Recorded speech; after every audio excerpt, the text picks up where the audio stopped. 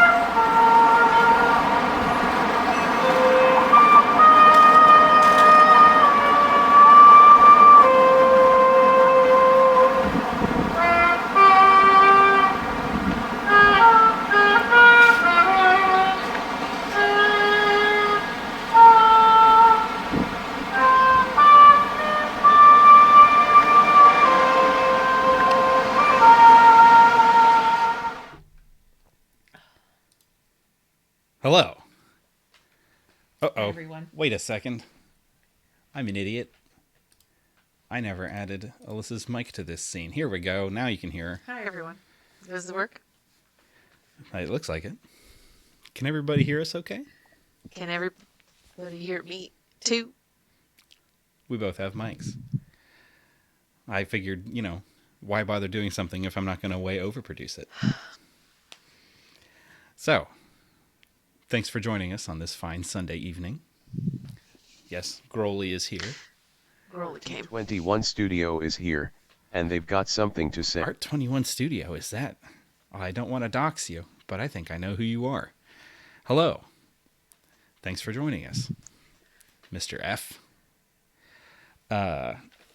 Simony is here, and they've got something to say. Kiximony. My favorite. We love you, Kiximony. Thanks for coming, everybody. So we're going to, if you recall, for those who have just joined us or have met me much more recently, back in 2014, my job sent me to work in Japan for several months. I lived there for 4 months, 3 months, and then I came home for a month, and then I went back for another month. And in that second trip, Alyssa came out and joined me for a few weeks. So while I was there, I was bored and extremely lonely because every time I was off work, everybody I knew on the planet was asleep, and nobody in my office in Nagoya would speak to me because they were scared of the big fat bearded gaijin. So I went and had adventures by myself, and I was bored enough that I decided to make them into a video travelogue series. You are pretty terrifying. Thank you.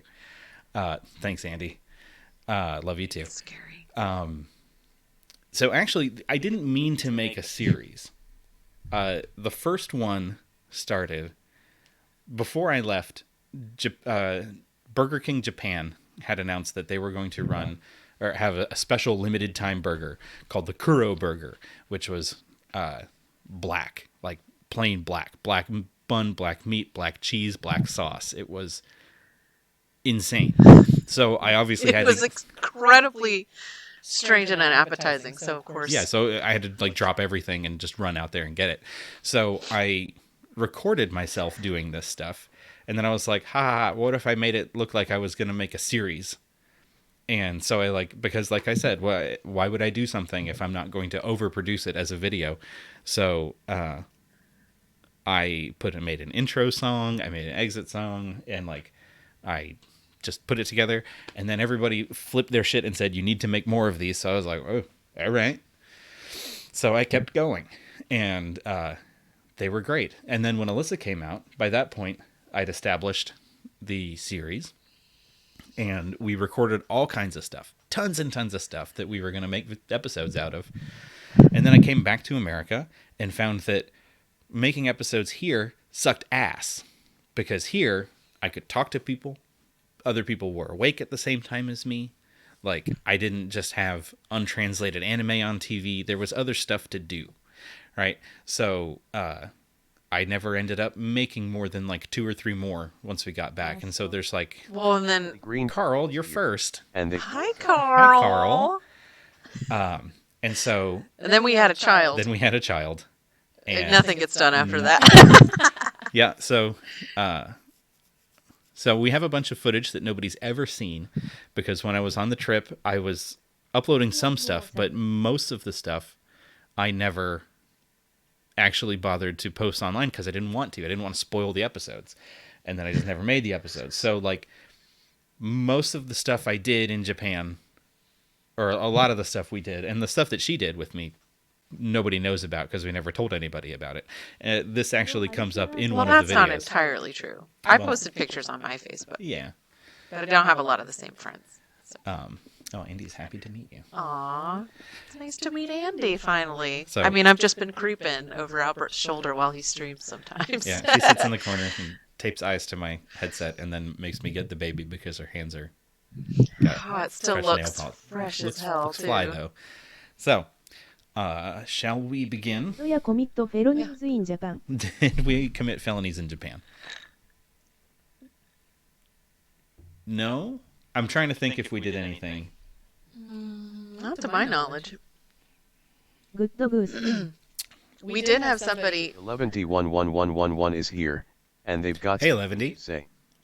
Dream Hello. Wheel is here, and Hello, they've Dream got something Pinwheel. to say. Welcome to the stream. I don't know who you are, but that's cool. Welcome in. You don't have to say who you are. Yeah, you don't if have want to don't have to dox yourself on stream, because we have thousands and thousands of eyes on the screen. So,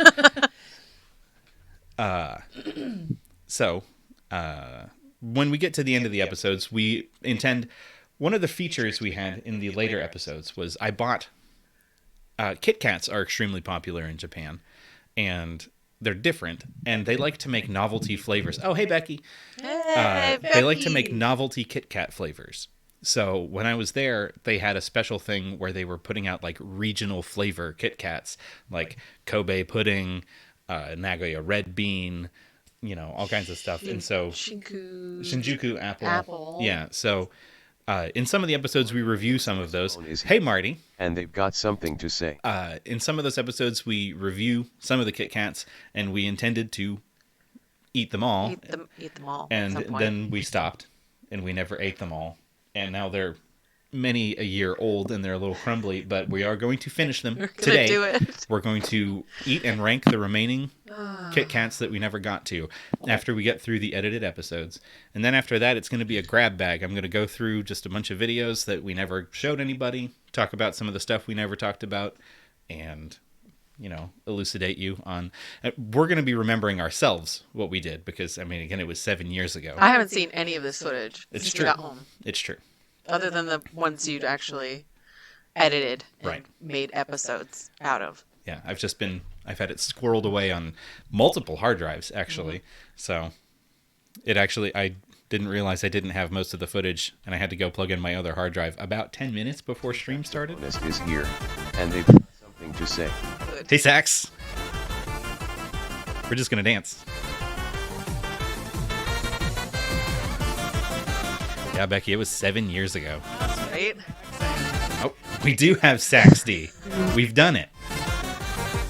Have you seen that? Saxty. Sax D. Yes. So, What does that mean? okay, so... Alyssa is also- Dr. D asked me what I'm drinking, and I'm drinking a very delicious old-fashioned. All right. Okay. I need to turn up the volume really quick because Alyssa has not seen Saxties. She's mostly ignored my Twitch exploits thus far. So there's Sax and there's Andy Rue. And Jolly Green Carl revealed that his favorite album was Sex and Candy by Marcy Playground. And so I had it on the mind, and I was like, hey, Sax and Andy. So I made him a little drop that he could play if ever Sax and Andy. I smell sax and Stupid. So stupid. That's very good. Oh, good job. What a good friend you are. I know. Dude, I've made so much stuff for other people's streams. It's kind of absurd. But that's what I like to do. What a guy. So, shall we start watching videos? Is everybody ready to join us on an Adobensha? Which there is a Japanese word for adventure, but I didn't use it because I heard Adobensha in Katamari on the Swing, the theme song to Minadaisuke Katamari Damacy, and I was like, yeah, that's cool. So I called it Arubaato no Adobensha. Join us, won't you? Let's go. We're down in the corners now with a gentle gradient. All right. This looks so slick. I know. I'm professional. I'm a professional streamer. You're on notice, Sax. I'm coming for your crown. Your little banana crown. You'll also note that I have, sadly, disabled my chat commands during the screening of the videos. I'm sorry. You gotta do it in the It was hard. I weighed the options many, many times. Yes, I understand. I understand 11D completely. Oog still makes sound in the background, though, so I guess that... I don't know why. She didn't do it good enough. Okay. Here we go. First video. Oh, konbanwa. I didn't see you there. I've just returned from an exciting adventure. So, again, for the first video, I didn't intend for it to really be a series or anything. So, I didn't even, take a shower after going out on this hot, sweaty September day in Japan. I just looked like nasty. I didn't wait for good lighting or anything. It was trash.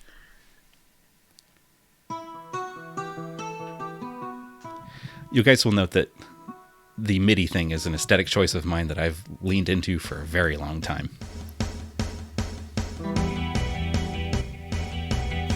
Several weeks before I left America, Burger King announced the Kuro Burger, a limited-time Japan-only burger with jet black buns, sauce, and cheese. Naturally, I had to take advantage of this unique and troubling culinary opportunity. There's only one Burger King in Nagoya, and not only is it a fair distance from where I'm staying, it's a pretty decent walk from the closest subway station as well. Google Maps told me where to go, and then halfway through my journey, diverted me instead to a dumpster behind some apartment buildings. It's like it figured out why I was going to Burger King and said, well, obviously you just want to eat literal garbage. Here you go, dum-dum. Eventually I found it, and I ordered the Kuro Pearl. I passed on the premium Kuro Diamond because it had lettuce, tomato, and onion, which are normal, appetizing human foods. I wanted the full, raw experience. Now, a lot of people asked me if I was going to be trying one of these burgers while I was in Japan. I'm pretty sure they asked me with the ulterior hope that I would find it disgusting and have to either throw it away or suffer through it. Unfortunately, I have to disappoint them. The Kuro Burger is pretty good. The bamboo charcoal buns and cheese have a cool smokiness to them, and the squid ink garlic sauce is tangy and savory. It's definitely the best burger I've had in Japan. Later, I found the best way to follow that up. Black sesame ice cream. It was more gray than black, but, well, you know. It was also delicious. The lesson to take from all this is that sometimes things can seem truly unappetizing, but can be very awesome once you push past your preconceived notions. Now, if you don't mind, I'm going to drink my Pocari Sweat.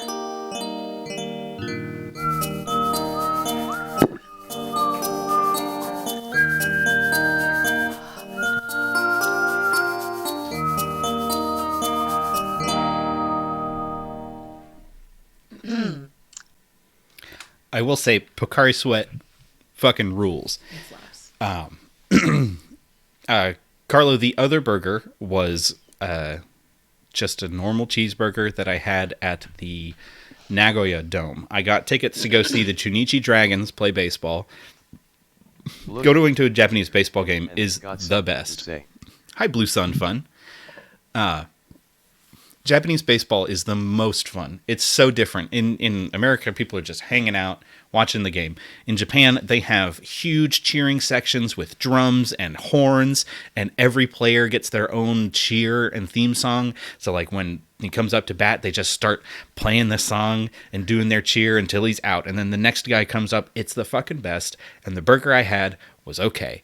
And the Kuro burger was better. The other thing from the Japanese baseball game is that their beer vendors are not like dudes with trays with like cans of Bud Light. They were adorable young women who would wear like big kegs on their back, and they would like climb through the stands, and when you asked for a beer, they would come over and just, they had a little hose that they would pour you a beer and give it to you. God. It was phenomenal. That sounds like a blast. It's so great. I want to go. I want to go back. A sports game I'd actually love. You actually would. And she does not care for sports games. Ketchup Pony is here, and they've got some... Hey, Ketchup! Yeah, she here. Welcome, Ketchup. She knows what's up. She does know what's up, because she's also got roots in Nagoya, which is where I was for the first month and a half of my time in Japan. Are there any further questions about the Kuro burger? Probably not. It's a very scant subject. It's an open and shut case with the Kuro burger. And they've got... Megan and Gregor here. Whoa, Hey! We actually have a pretty big crowd tonight. It's nice. This is How nice of everyone to show. yeah. Thank you guys hang out. so much. I am required to be a Chunichi Dragons fan. I apologize. I just, that's where I was first, and I got a little wristband of Chunichi Dragons. So they're bad, and I'm, if I know one thing, it's rooting for a bad baseball team. So, why would you root for a good team? That's no fun. Then you're just mad when they don't win. If you root for a bad baseball team, that's the secret, because then you just get stoked when they do, and if they lose, then it's expected. All right, shall we move to the second episode? I think we should. We should. The production quality jumps up. Gozaimasu. I didn't see you there. I've just returned from an exciting adventure. You're not lit with like a single desk lamp. A fucking pallor of... No, that was the laptop screen. It was like, I just looked gross and pallid in that first episode. So this time I was like, I'm going to wait till the day.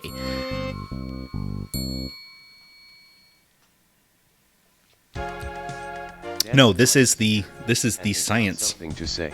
center. Nagoya is a pretty big place.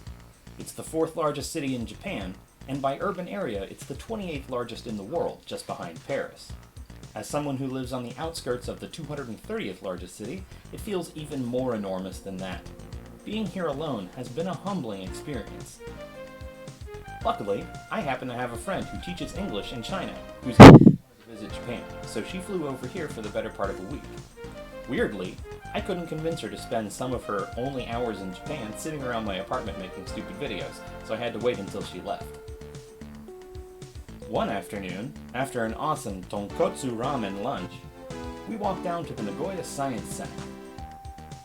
We enjoyed learning about optical illusions, fluid dynamics, paleontology, weather, transportation, robotics, and much more. One of the exhibits showed the stages of human fetal development. Feeling dwarfed by the city already, it was striking to be visually confronted by just how small we all began. Then it was time to visit the Meiji, the largest planetarium in the world. Oh, good. Yes, I wish. Cameras are allowed. Now, you'd think that a trip through the stars would make me feel even smaller and less significant, and you'd be mostly right. Somehow, though, as the lights dimmed and the ultra-realistic night sky appeared above me, I was overwhelmed by the realization that it was the same night sky that all my family and friends were under at that very moment. Then, zooming away from the planet and all the way to the edge of recorded space, put everything in a new perspective. It made it feel like maybe I'm not so far from home after all. I'm just one tiny person in a tiny city, in a tiny country, on a tiny planet. And that made everything feel okay. What's not tiny, though, is this huge bottle of Pocari Sweat.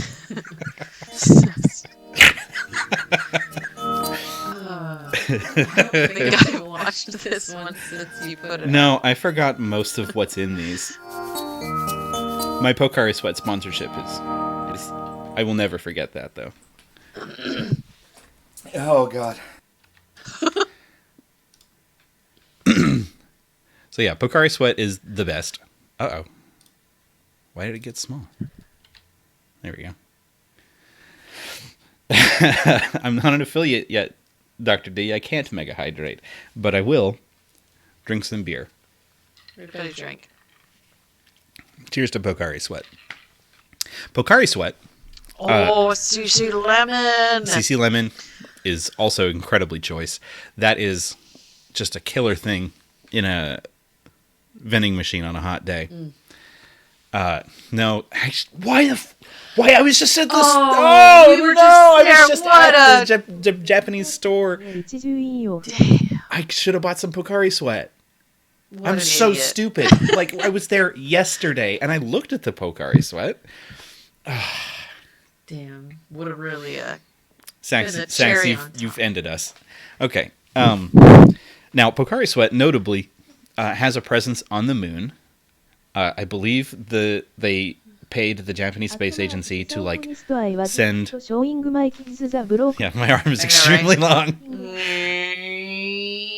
to To send a canister of Pocari Sweat powder on a rocket that went and, like, smashed into the moon. So Pocari Sweat's on the moon. It's great. No, Pocari Sweat is not just freaking water. Pocari Sweat is essentially like a Gatorade. It's a water that has a lot of electrolytes and a slight salty, kind of grapefruity flavor. It's very good. It's like Gatorade if Gatorade tasted good. It's like Gatorade if Gatorade had some sense of restraint. So, next episode? Yes. This is arguably the best This one. is the and most interesting. Okay, so this is the episode, the one episode that I would say actually qualifies as an adventure. So, hold on to your butts. Brought to you by Pocari Sweat.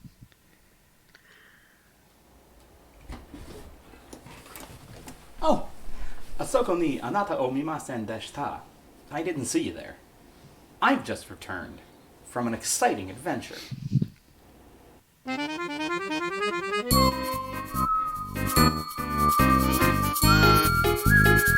did this song come from? Did you find it? This came from a royalty-free music website, and it was short enough that it didn't have an audio watermark, so I stole it. Why is it too big now? Hold on. I effed up. Why did this get broken? Yep, there we go. I boarded a high-speed bullet train, or Shinkansen, to head to Nihama, a small town on the island of Shikoku. My friend Jocelyn from the internet lives there and graciously invited me to spend the weekend with her and her family. But this wasn't just any weekend. It was Matsuri Weekend. A Matsuri is a festival, and every October 16th through 18th, the Nihama Taiko Matsuri is held. Neighborhoods collect the funds and manpower to build enormous, gorgeous floats decorated with golden dragons and temples, massive silk tassels, and patterned fabric to represent each area. Inside each float is a taiko, a large Japanese drum. 2 men sit inside and constantly play the drum. 4 men sit on top, and 4 men balance on the outside to give instructions to the drummers and the dozens and dozens of remaining team members. Their job is to lift the thing using the 4 enormous poles on which the platform is built. There are nearly 50 teams from neighborhoods around Nihama, and the floats are paraded around the town to show off each area's manly spirit. Jocelyn's husband Kazuya is a member on Kine, which is one of the few teams that has any gaijin or foreign influence. Gaijin are far less common in Nihama than in Nagoya, so we were something of a novelty. People constantly asked us where we were from, and a group of middle school girls seemed transfixed by the color of my eyes. Nevertheless, I felt welcome, and even though I wasn't helping because I didn't have the insurance, I felt like I was part of the team. Now, the festival isn't all just parades and partying. There's a competition aspect as well. At scheduled times, teams from neighboring regions meet in front of the Hikawa Shrine, which, by the way, is celebrating its 1200th year this year. The teams all lift up their taekwondo, and the last team to set it back down is the winner. Kine is only a second-year team, having not previously had the funds to participate. On Thursday, they couldn't manage a single lift in front of the shrine. Expectations weren't super high coming into the competition. Maybe a few minutes of lift, make a good appearance, and call it a day. The competition began, and a fighting spirit seemed to overcome everyone. After a few minutes, I looked around and noticed that all but one other team were sitting on their taekwondo watching us.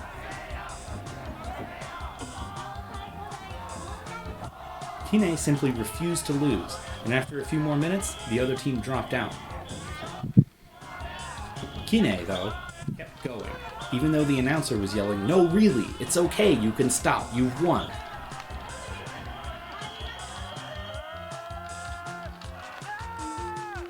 It was an exhilarating moment, and one that I'll probably never forget.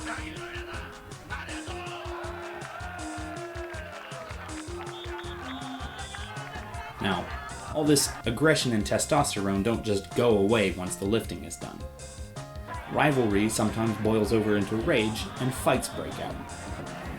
The day before I arrived, one team that allegedly has Yakuza ties fitted long spikes on the front of their poles and attacked another team without first letting them prepare, doing significant damage to their very expensive taekwondo. The team's leaders were arrested, and each team was banned from the Matsuri for this year and next year. I did see a fight after Kine's victory. Neither team prepared enough to put their wheels on, so the battle wasn't as extreme as many, but it was still intense. The taekwondo rammed together, somehow not instantly crushing everyone, and team members climb aboard, trying to tie down the other float so it can't escape. It's something like a pirate ship battle, and it's a little terrifying to witness. Naturally, I got as close as possible. I was told tales of past fights that included chains and knives, and they told me about a man they personally know who lost 2 fingers in a Matsuri fight, because one team tried to cut the other team's poles with an axe, and the other team came with a chainsaw. Whether he lost his fingers to the axe or the chainsaw, we don't know. He doesn't like to talk about it. Nevertheless, during and after the fight, Kine was off celebrating on its own. And Zero Torious Potato And is the air here, was charged and with they've such got something to positivity and say. spirit that all I could think was how glad I was that I brought white pants, that I badly wanted to come back, and that I desperately wanted to carry. Which is what I thought, until I got to carry. Some of the team had to leave, so it was all hands on deck to get the taiko back to the team garage. I was standing around chatting with Jocelyn and her daughter Bug, and all of a sudden a very serious Japanese man was very seriously telling me that I needed to help carry it back. Insurance or no, I jumped at the once-in-a-lifetime chance. You might be surprised to hear this, but that shit is f***ing heavy. Like, holy shit. Now, I know there are fewer team members to carry, and I know the burden falls more on you if you're taller than your teammates, which I am. But I don't care. That junk is impossible, and every carrier I saw this weekend is a superhuman. We moved it off the shrine grounds, and after a few KITKATS celebratory here, lifts, and we they've got hoisted it up on something the to say. wheels, loaded the front with children, and chosajad our way back to the garage.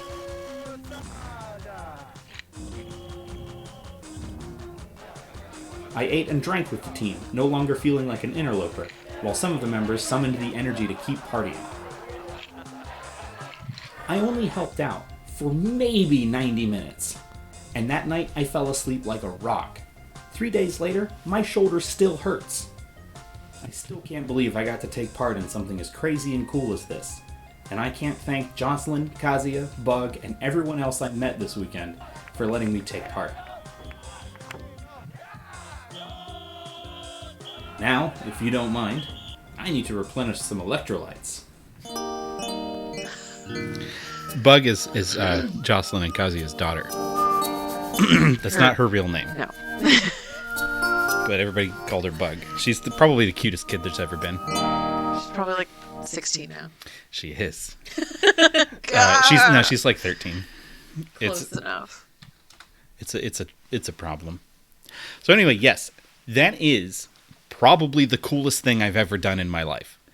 I can't talk enough about how amazing that experience was. I don't understand how anybody was able to lift their arms at the end of the day. It was so heavy. Like, yeah, it is all downhill from here. Absolutely. So you guys can just tune out now. Welcome, by the way, to DeCapo and Potato. Thanks for joining us on this fine evening. I did laugh at your World Star joke. No, that's good. literally what it was like. Because I was like, I'm probably safe. But like, these poles, these huge wooden poles are massive and so heavy. And these guys are just on them. And they just like slam their taekwondo together and just like intersect. And they're just like falling down in between. And I don't know how they didn't get crushed to death. Like, it does happen.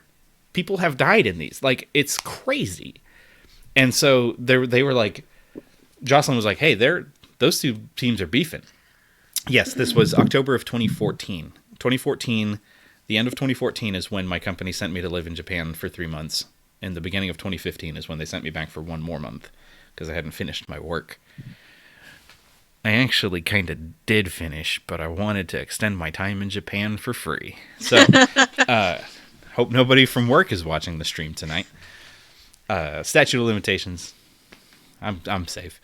Anyway, so I don't know how they weren't all crushed to death, and they were like mad at each other. And I was like, well, fuck yeah, I need to get right up next to this. And I'm sad that it happened like during nightfall because my camera, I was not yet good enough with my camera to get good footage out of it.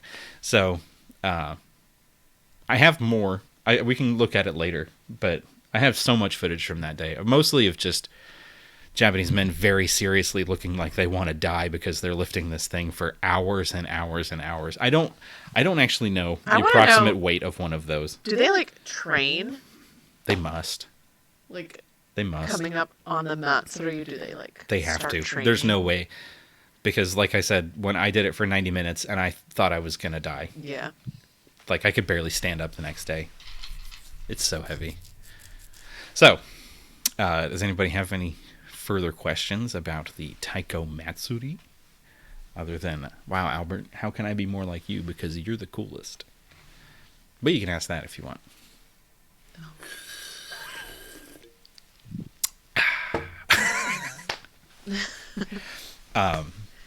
No, it sucks that I know that I'm never going to do anything that cool again for the rest of my life. But you got the hoppy. But I did get the hoppy. This is my official Team Kine hoppy. Do I know who was playing the taiko in it? No, 2 guys. Oh, thank you. It's an excellent question, Dr. D. What a great question. I suggest you just be yourself. Because obviously you've patterned your behavior and sense of humor after me for many years. So obviously you're already trying. He's going to leave. Aww. Yes. Yeah. No, like I said, I only knew Jocelyn from internet, and she invited me out there. I met her husband and her daughter, stayed the night at their place, and then we had the Matsuri. So the rest of it was just guys from the neighborhood. So the guys that were inside playing the taiko, I think they rotated out sometimes. I'm not sure. It was hard to say, but for the most part, it was like the same guys in there, just getting real sweaty. It is, Sax. It is dangerous. You better believe it. Mm-hmm. You want to get an ass kicking? You come to Orlando in 15 minutes. I'll be outside. All right. Shall we move on? Next song. This one is all right. I don't even remember this one. Doyobi, koko ni tabemashita. Kagi o ushinai. Hold on. It resized again. Why? What is going on? We're losing my brilliant subtitles. Fuck you, media player. Well, you can't see the subtitles anyway. I put our chat over it.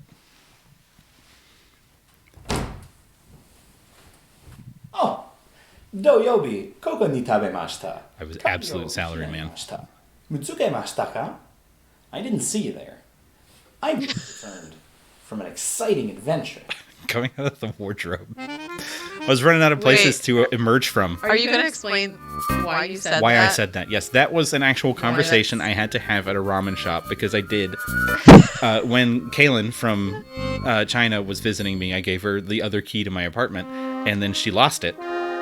She left it in the ramen shop, we figured that must have left it in the ramen shop, and so I had to learn. I practiced in my apartment a bunch of times. How do I ask, hey, I ate here a couple days ago. I think I left my key here. Do you have my key? And I got over there. I couldn't look it up on my phone when I was there because I had shitty internet. So I got in there. I was like, oh, blah, blah, blah. And they were like, yes, here's the key. And I was like, bye. So, yes, there's that story.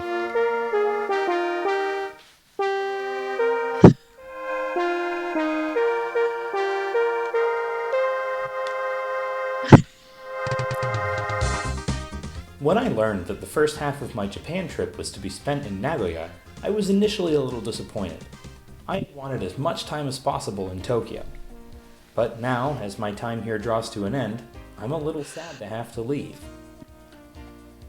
I've been spending my final days here wandering around the city, taking in as much as I can. Along the way, I've encountered some pretty cool things. Practically every time I've walked past Central Park in Sakai, there's been a band playing for free, and they've all been pretty good.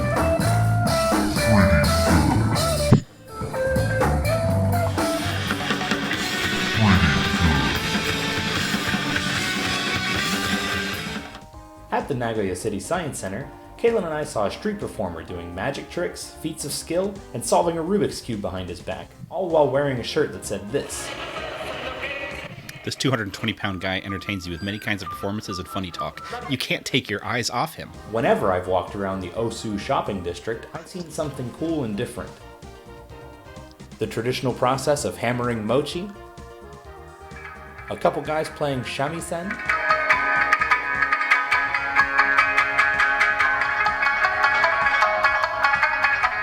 a juggling comedy act, and a giant robot. Whoa. Yeah, it kicks ass. Amazingly, though, the giant robot is only the second coolest thing I've run into at Osu. One day, I went to visit the beautiful Osukanen Temple, and I stumbled upon a wrestling ring. A weird old clown did a routine, and then there was a free public performance of Japanese masked wrestling. In this case, I watched the good guy Tairo defeat the evil Buraku Nyantaro, or, literally translated, Black Meow Guy. With my time in Nagoya expiring, I thought it was a good idea to finally visit Nagoya Castle, the most obvious sightseeing destination in the city, and the birthplace of legendary warlord Nobunaga.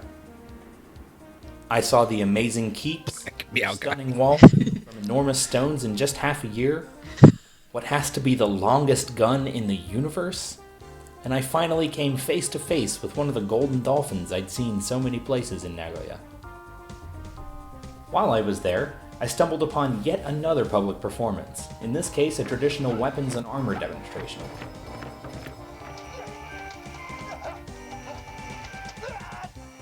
Weirdly, I briefly ended up being the star of the show when the performers tried to determine who had traveled the furthest to see them.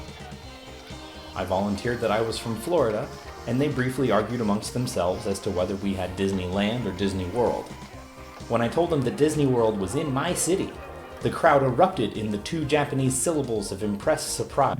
Eh and oh! And I got a round of applause for it. What it's like being from Orlando. Nagoya initially, but I'm very glad I did. It's been a good place to start my adventures, almost like training wheels for my time in Tokyo. Now, before I get back to packing, I'm going to drink some grape aid with grape vinegar.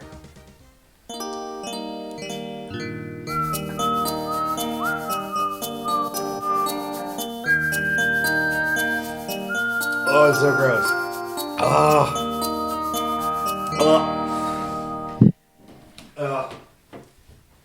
I hated it. I hated that. It didn't taste good. It tasted bad. So, yeah, grape vinegar. I don't know. I would just go to I would just go to Konbini and just find fun drinks. And that one stood out as being grape-aid with grape vinegar. I was like, well, obviously, got to try it. Like she said, like I immediately gravitate towards all the weird, nasty shit. So obviously I tried natto, I tried grape vinegar, I tried... but one drink that was there... And they've got something to say. Hello, Phenomenoid. Welcome in. Yeah, it is kind of what wine is, but I also don't care for wine. It's also kind of what vinegar is. Yeah, it's also what vinegar is. And what was... Oh, one drink that I found was called Salt and Fruit. And I was like, yeah, I'm going to try salt and fruit. Turns out it's my favorite drink in the entire world. And I'm so sad that I can't get it consistently anymore. The Asian import store in our town did get it briefly 2 years ago because it's a seasonal drink. And it's fantastic. And I just bought out their entire stock and just like kept going back to buy it. And I haven't been able to find it since. Anyway, salt and fruit. You can buy it online. Sax, do you want to pay $98 for a case of like 6 of them? Because that's what it is to get it shipped here. What season? I think it was like September. It was winter. It was when I was there. It was like September through December. Oh. So, salt and fruit. Kirin World Kitchen lychee flavored salt and fruit. It was... It's not even so that good. salty. Really. No, it's not very salty. And it's just kind of a light... light... like a Gatorade. It's a little bit like a like Pocari a lychee, Sweat. Yeah, like a lychee Pocari Sweat. But it's a little cloudier. It was a little fruitier. It was just fantastic. I love that drink. So anyway, that concludes my time in Nagoya. And now, the main event is when I went to go live in Tokyo. I don't know why my work sent me to go work at the Nagoya office of our Japanese distributor for a month and a half and then have me move to the Tokyo office. I'm glad they did because I got to see a bunch of different stuff. But shall we move on to Tokyo, the erstwhile capital of Nihon? I think we should. The following is for mature audiences only. I am naked. Viewer discretion is advised.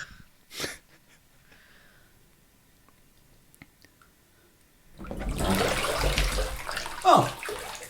Zanen nagara, kantan na nudo wa Unfortunately, the brief nudity is me. gomen nasai. I'm I sorry. didn't see you there. You like it. I've just returned from an exciting adventure. Except Megan, you're my sister. You don't like it. Everybody else likes it.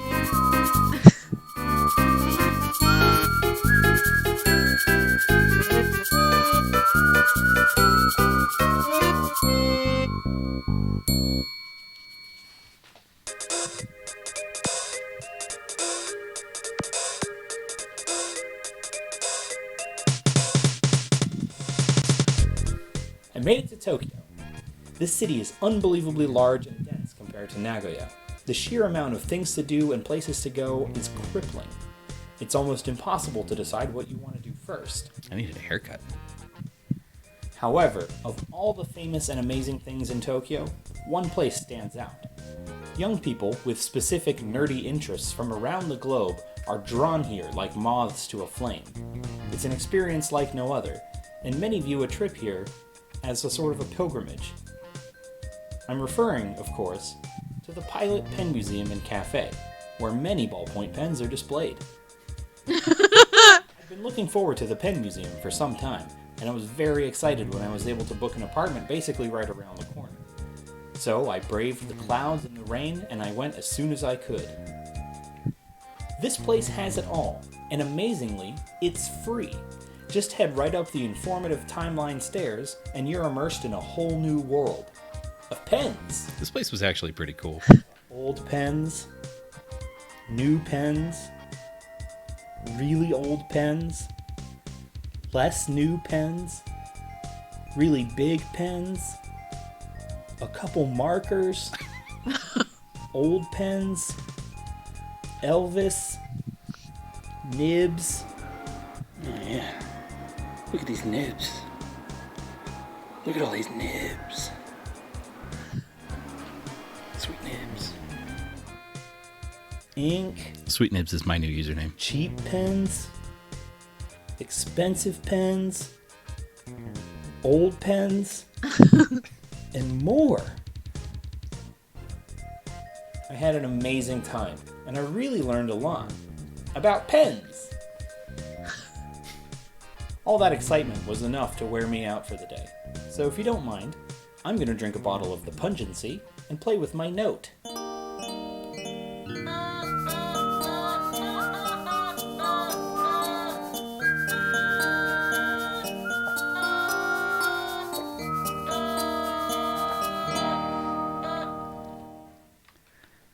The pungency. Oh, wait. ゲームセンター、野球、私がプレイしたい。アルバート、あなたが集中したままでなければならない。いくつかの休息に値しない。このエピソードは怠惰と退屈だ。頑張れよ。はい、アルバートのの時間、もっと面白い。月の光は愛のメッセージ。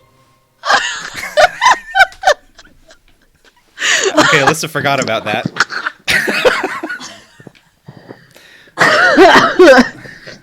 I forgot. That was really funny. Honey, that was really funny. Oh, you're clipping so bad laughing into that mic. Oh, I'm sorry. By the way, is the audio levels okay? Are we too loud? Is the video okay? Yes, that was the music of Sailor Moon. So, shortly before I left for Japan, Sailor Moon got added to Hulu, and she had long told me that she was a huge Sailor Moon fan, and I used to make fun of her because, you know, when I was... They were. Yes. They were. There was... There's actually the whole crew. There was except the whole for crew, except for Mars. Mars. Yes. It does dip when we breathe. We had to set the threshold pretty low, so I can try to mute us during the... Oh, no, it'll still listen to it. Anyway, we'll try not to breathe during the videos. So, yes, so she was a big Sailor Moon fan, and I used to make fun of her for it, because when I was a nascent young man, that was when you turned the TV off. I never even got to the point of the bare naked ladies, considering them the boom anime babes that make me think the wrong thing. So I just I was like, haha, Sailor Moon is lame. Because in my defense, the dub that we got over here, was powerfully irritating.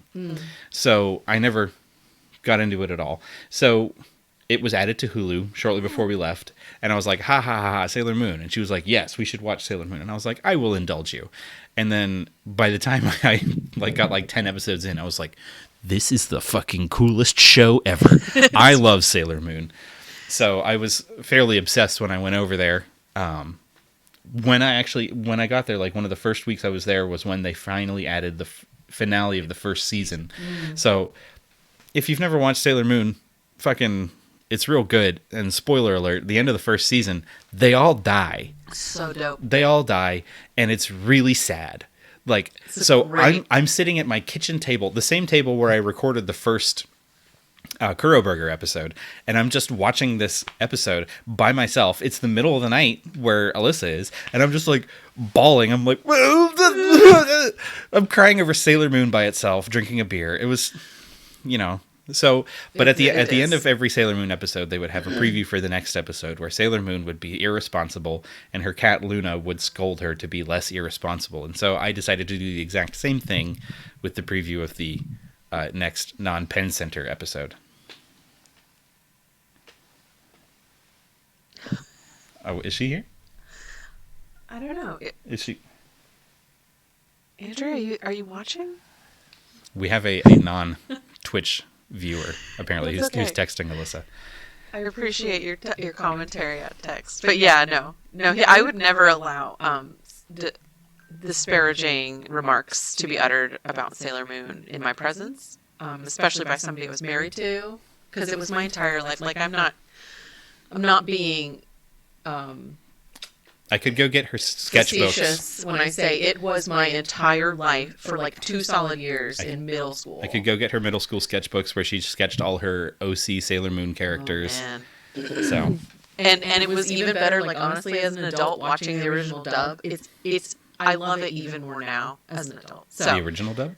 Sorry. You mean the original? The okay. original Japanese Right. dubbed. Because I watched the shitty. I did. Sorry, I did the get original her. Japanese subbed is what I mean. Yes, I did get her watched the these shitty dub. Sailor Jupiter rose earrings. Yeah, I am wearing my Sailor Jupiter Rose earrings. And I did bring her home a full set of the Sailor Moon figure arts characters. They're over there. Maybe we'll grab one later if we feel so inclined. Early, Marty said that Sailor Moon is partially responsible for her marriage, and I will take the credit for that because she was on, was it, I don't know, OkCupid or Plenty of Fish or whatever, as Sailor Moon Fan 85, I think it was. And Carlo, her now husband, was like, hey, I like this girl. Give me a line about Sailor Moon. Like, give me an in so I can message her and she'll respond to me. And I was like, okay.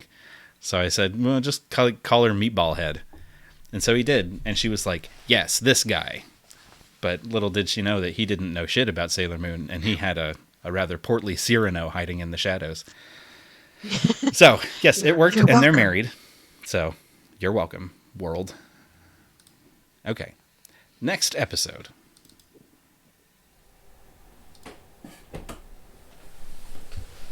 Oh! 色は匂えど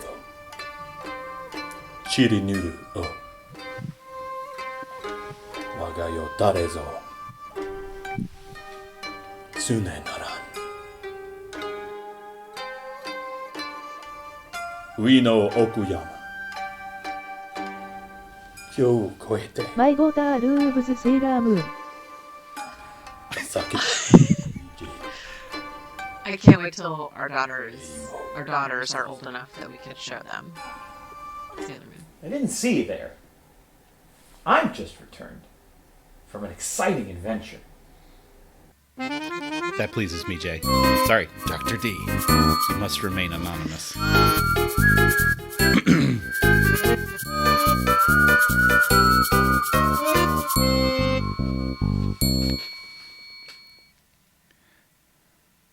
I am determined to make my kids into Matsuri Weekend.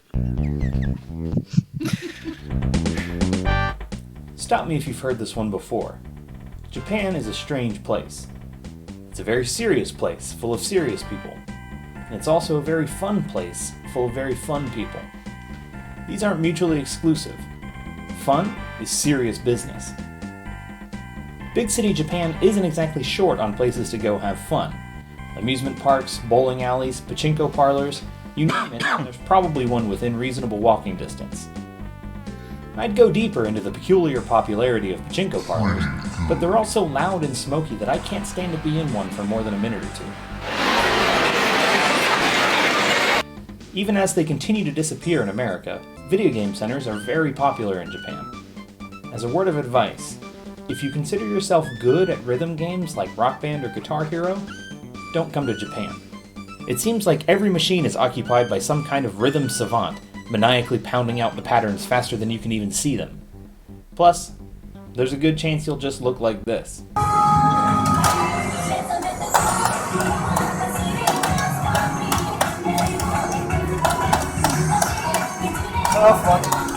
Arcades in Japan are filled with very large games that you simply can't play at home, so you end up with really unique experiences.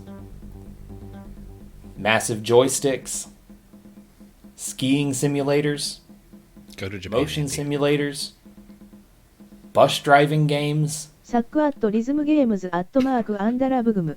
prosecutors wearing frilly cravats, elevator action death parade. There's a ton of crazy stuff. One notable game I did get to play was at Sega Joypolis, a massive indoor amusement and video game park. Inside, there's Initial D Stage 4 Limited, based on the drift racing anime. Full-sized cars from the show, mounted on huge hydraulics, toss you around with your turns. I drove the RX-7. Fortunately, camera usage was not allowed inside the cars. Also unfortunately, I have to report that the experience was a little underwhelming. The movement of the car frequently didn't match and felt totally disconnected from my actions. It's still pretty cool though. Other games are a little simpler, like this pig racing game, where the controller is a giant cartoon pig. Whoa, what was that kid just doing? Is that really what playing this game looks like? Wow. Well, maybe it doesn't look so bad when you're actually playing. Whoop! Yes, it does. Wow, it totally does. I am not sure this was a wise design decision. Other cool things I've encountered included an interactive table where you could wipe away fog to reveal a video of a woman in a bath waving at you, and a giant video wall that scanned your face and turned it into a manatee that you could then feed. 18+ アーケードビジット Video games aren't the only thing at game centers. At Odaiba's Tokyo Leisureland, sports games put your skills to the test. I was bad at kicking soccer balls accurately, a little better at throwing baseballs, and much better at hitting them. Batting cages in Japan are very cool. Rather than a machine facelessly spitting out balls at arbitrary and unpredictable intervals, they have video screens showing a pitcher wind up and throw the ball, with the ball actually coming from his release point. It's a much better way to practice your timing and rhythm. In addition to those, there are the crane games, which I'm fairly certain account for at least 20% of Japan's economic activity. They are incredibly popular, and filled with everything from traditional stuffed toys to camping lanterns. Unlike in America though, you can actually win things from them. At Joypolis, I saw a machine that seemed right on the edge of giving out a prize, so I tried it and won on my first try. 2 female employees came around, shouting into microphones about the lucky winner and shaking tambourines. They happily unlocked the machine and handed me my prize, but I could tell that they were actually thinking, "Okay, overweight bearded foreigner, here's your hot pink Sanrio Devil Bunny. Who's the lucky lady? Oh, you're here by yourself? Very cool. Very cool." Cosplay is another passion among Japanese youth. Hang out in Odaiba, and you're sure to see people dressed as anime and game characters hanging out or recreating their favorite scenes.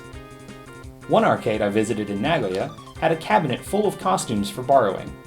When Kaylin was in town, she went with me and dressed up to play dancing games as Sailor Mars.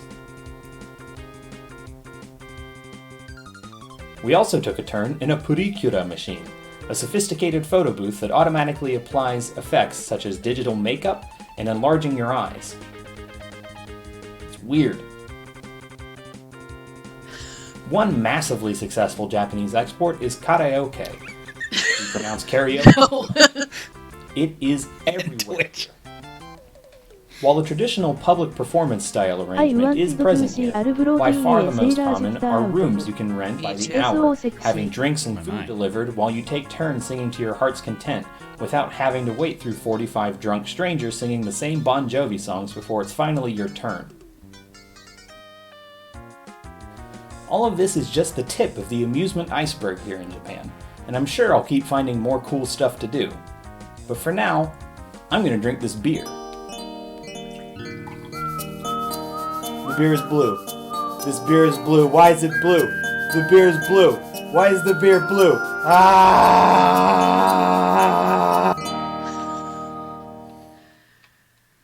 Oh, so good. So that one was fun. That is actually an incredible arcade. I loved that. The karaoke selection there is pretty good. They're all pretty much. 7777,777,777. Thank you, Carl. Setting up Carl to be the one who has text-to-speech on everything he chats is probably not the best decision I've ever made. It just tasted like beer, Megan.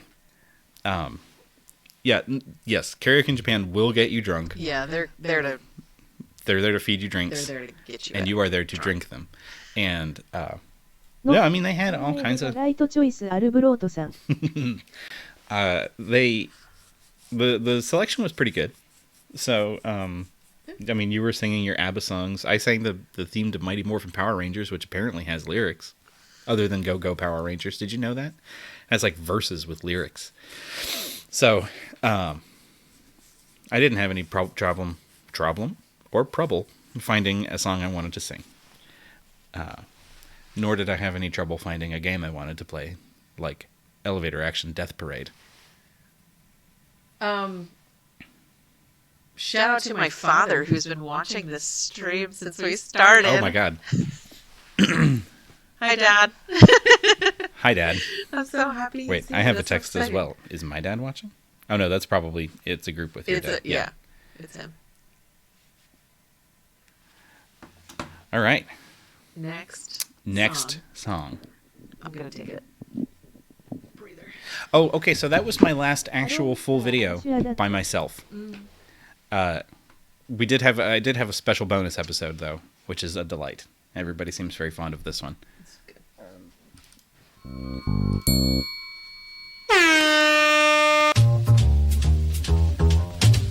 Hey baby, I hear the blues are calling. Corns, cream corns, mayonnaise. White style. Before I came to Japan, I did a fair amount of research. One of the things I looked into was weird things I could eat. I found the website for a Japanese pizza place called Napoli no Kama, and I instantly fell in love with one of the entries on the menu. I became obsessed with it. I promised everybody that I would go eat it as soon as I could. And I named a fantasy football team after it, and I set the image of this pizza as my desktop at work for some months. Now, after 3 months in Japan, I finally made the 40-minute round trip to go to Napoli no Kama and acquire this pizza.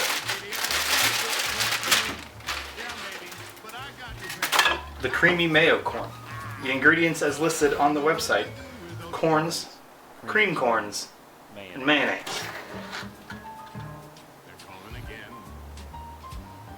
Cream corns. All over my face. What is a boy to do? So, without further ado, the creamy mayo corn. I only like corns on my pizza and my feet for sure. Cream corns, mayonnaise. Mmm. I seem a bit confused. Yeah, maybe, but I got you pegged. But I don't know what to do with those Cream corn, mayonnaise. Is it the best pizza I've ever had? No. calling again. Is it the worst pizza I've ever had? Cream corn. Maybe. What is a boy to do? Well, I'm gonna eat all of it, but not on camera. Nobody wants to see me eat. Okay. Take it easy.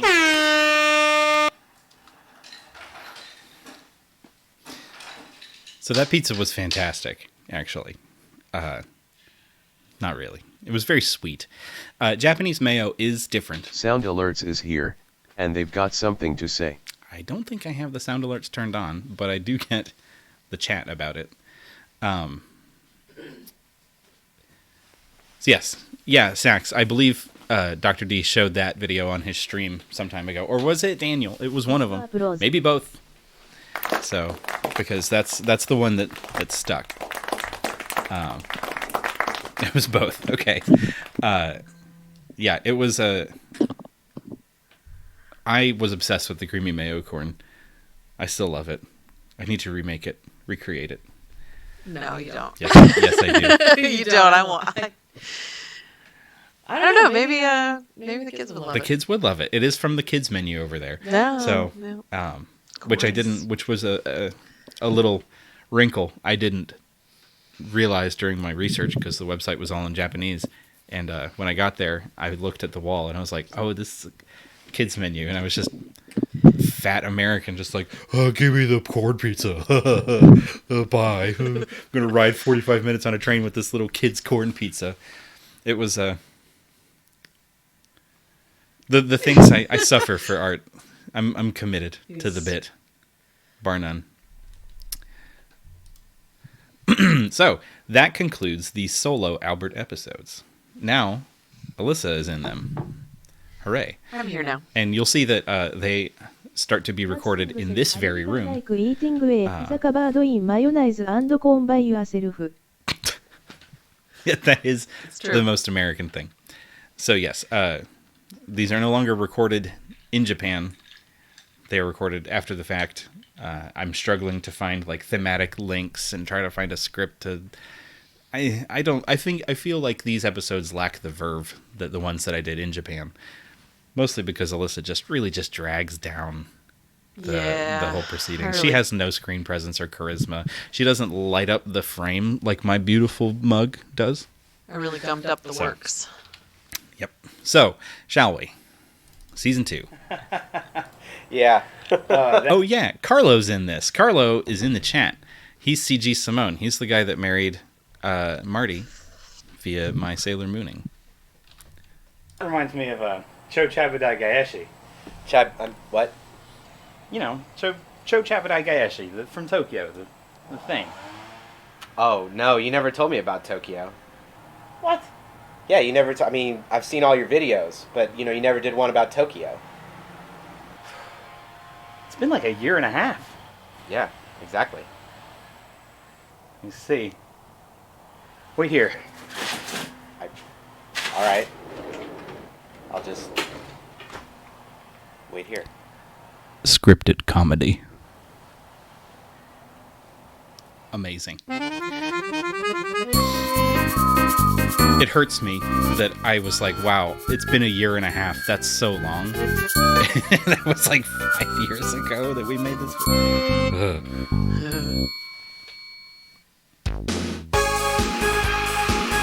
This one's for you, Potato.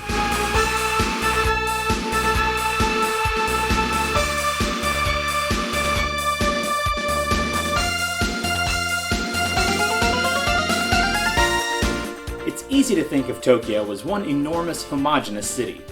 However, as it's the largest city in the world, there are many different areas with completely different flavors. From the farmers markets of Nippori Textile Town to the plastic food and kitchen supply district of Kappabashi, it feels like you're in dozens of cities all at once. In this episode, though, we focus on a few flashier sections of Tokyo. There's so much to see and do, it's difficult to decide where to spend your days. But as a hip, fashion-forward teen, I naturally decided to spend my first day in Harajuku. The main attraction in Harajuku is Takeshita Street, and it shows. It's packed with people day in and day out. Takeshita Street is a hub of fashion boutiques popular with teenagers looking to keep up with trends or to eat delicious crepes. Arubaato. It's also a place to purchase delightfully nonsensical English apparel. Duck Dude. No freak. Broly. You never really know what you're going to run into in Harajuku. Everyone puts their best and strangest Shout out Broly. Later, we went to Odaiba, which Albert already talked about in episode 6. Yeah, but there's enough there that it's worth going back a few times.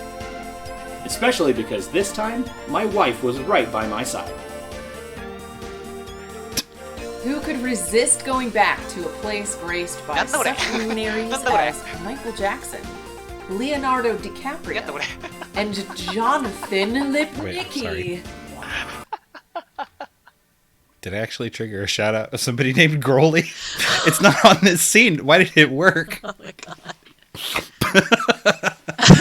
Okay. God bless Groly. I need to follow Groly. Everybody, sub to Groly. All right. I found a racing-themed attraction where you could pay to drive classic cars around a short track. More of a parking lot, really, but pretty neat all the same. I made a new friend. We posed for some tasteful photos, and we played some crazy games. I drove a train. I played a very mature game where the object is to drive along in a car and pet dogs. Weirdly, I think the Japanese title translated to Alyssa's Dream Life Simulator. But we just called it Ride Car Pet Dog. Do not follow Groly. We had a go at a game in which all the girls in mega popular oversized idol group AKB48 turned into zombies, and we had to heal them by shooting them a lot. Sometimes they danced. Weirdly, I think the title of that one translated to Albert's Nightmare Simulator. And Albert tried to impress me by challenging and barely defeating an inanimate sumo robot. Good job, I guess. Nice job, Albert! That was a lot stronger than it looked. Speaking of robots, one of the most famous sights in Odaiba is the full-sized Gundam statue. Unfortunately, I did not wrestle the Gundam. No trip to Tokyo would be complete without a visit to Shibuya, possibly the largest shopping district in the city. You can find pretty much anything here, from high fashion and cutting-edge technology to a pumpkin eggplant burger and a curry plate of shape of toilet. Shibuya is a sensory onslaught bursting with sound and color, which makes one of its most famous landmarks stand out in stark contrast.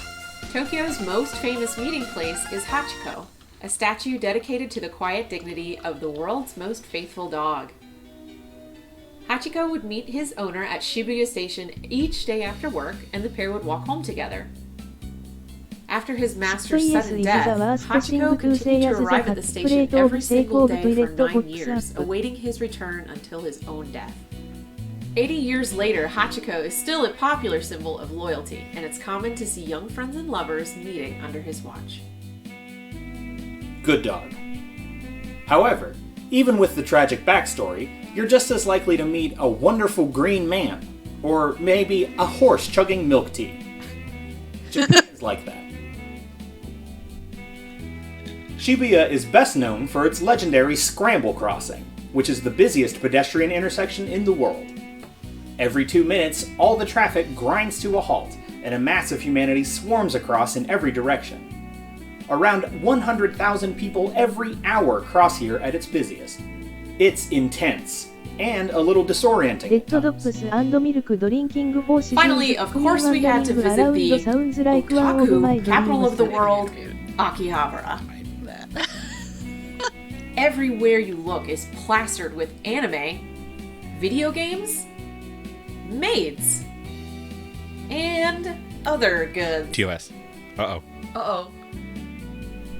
Ever wanted to take a nap in a lady's lap while she cleans your ears? I know just the place. Or is a terrifyingly realistic figure of Mr. Bean more your style? It is extremely my style. Of course, I had to try my luck with a Sailor Moon Gashapon machine and play the classic Sailor Moon arcade game. Even with all the crazy outfits, anime cars, anime noodle shops, and salmon head men on display, my favorite part of Akiba was living a dream I've had for years. Playing Cho Chabudai Gaeshi, one of the most unique arcade games ever made. The basic concept is simple. Select an annoying situation, get annoyed, slam the table to demonstrate your annoyance, and then, when you've had enough, flip the table in a cathartic moment of destruction and release. It's deeply stupid, and I love it.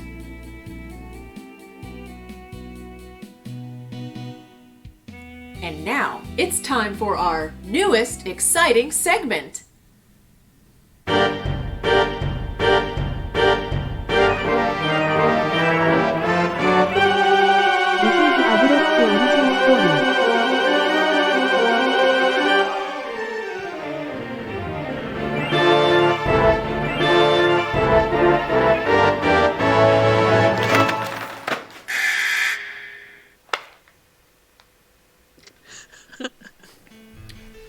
Japan loves KitKats.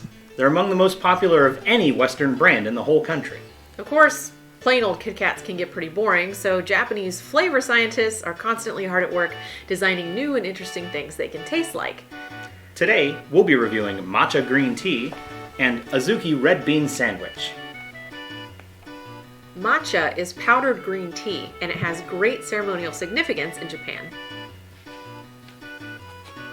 Ooh. It's kind of cute. Come by.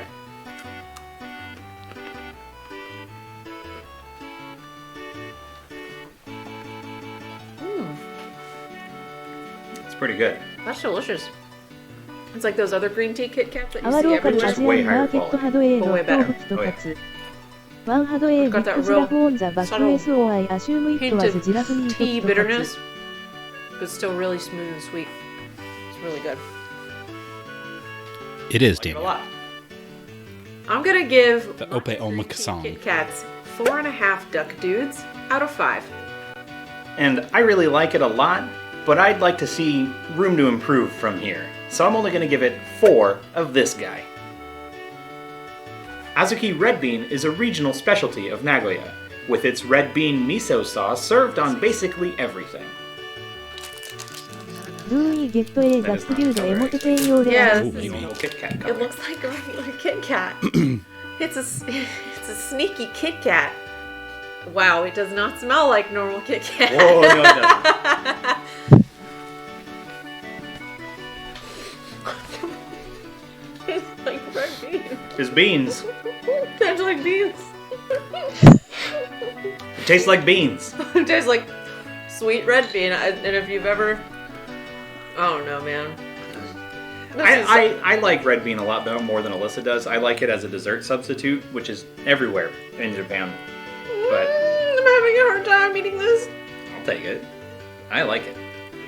I'm not a fan. There you go. It tastes like beans. I'm gonna give Azuki Red Bean Sandwich flavored Kit Kats 1.5 rollies. And the half rollie is Like rollie is kudos becoming an rollie emote for because sure. I'm just impressed that it tastes so much like red beans. Meanwhile, I actually kind of like it, so I'm going to give it 3.5 curry plate of shape of toilet. Join us next time for more crazy Japanese Kit Kats. Yeah, I'm gonna have another one of these. Good ones. We've only just begun to scratch the surface of our time together in Japan. Be sure to tune in next episode, in which we get real high in a tower. And Christmas!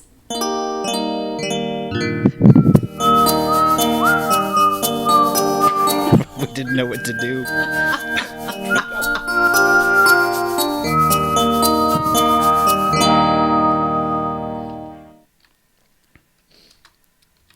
Man, I really don't like red bean at all. It's good. I don't know what to say. It's good. I mean, there's a reason a whole country likes to use it I instead of believe chocolate. you that people like it. I know people like it. Get some of that stuffed inside a daiyaki fish-shaped pancake. That shit slaps. Oh man, that's just not my thing. It slaps. Of If course, you like red bean, the Kit Kat is amazing because Yeah. it tastes exactly like it. it was I beans. cannot It just tasted like beans. overstate I think this. we have eaten all of those. We had 2 boxes of the red bean. You for had some- eaten all of those. I never tried another one after the one I ate. I know. Some of our friends did, though. Yeah, So, indeed.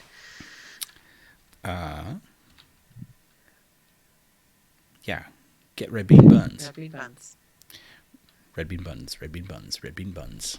Red leather, yellow leather. Okay. Never had red bean, but I'm not here for the red bean hate club. Man, I'm not saying I hate it. Not non red bean KITKATS. So, quick. Okay, here. I'm I going to. like it, but I don't think the people who do are wrong. Oh, boy. Hold up, y'all. I'm going to do a thing. No, Carlo, we didn't do the skeleton gag at the end of the episode. I don't know why. Oh yeah, you had talked about that, and that would have been pretty funny. Yeah, we had meant to do a gag where we cut back to Carlo sitting on the front porch. Why can't I do a poll? Oh, I can't do a poll if I'm not an affiliate. Okay. Some other time. Yeah, I was going to ask, should we mute Carl's Japanese text-to-speech? Is it actually just distracting? Just the video portion is over. No. They're saying no. Oh, Sax says yes. Sax is a serious man. 11D is a 9. Is a japer. No. Maybe. 手動イムテカースティティエス。はい。どうぞ。 Yeah, I would like to be an affiliate. Thank you.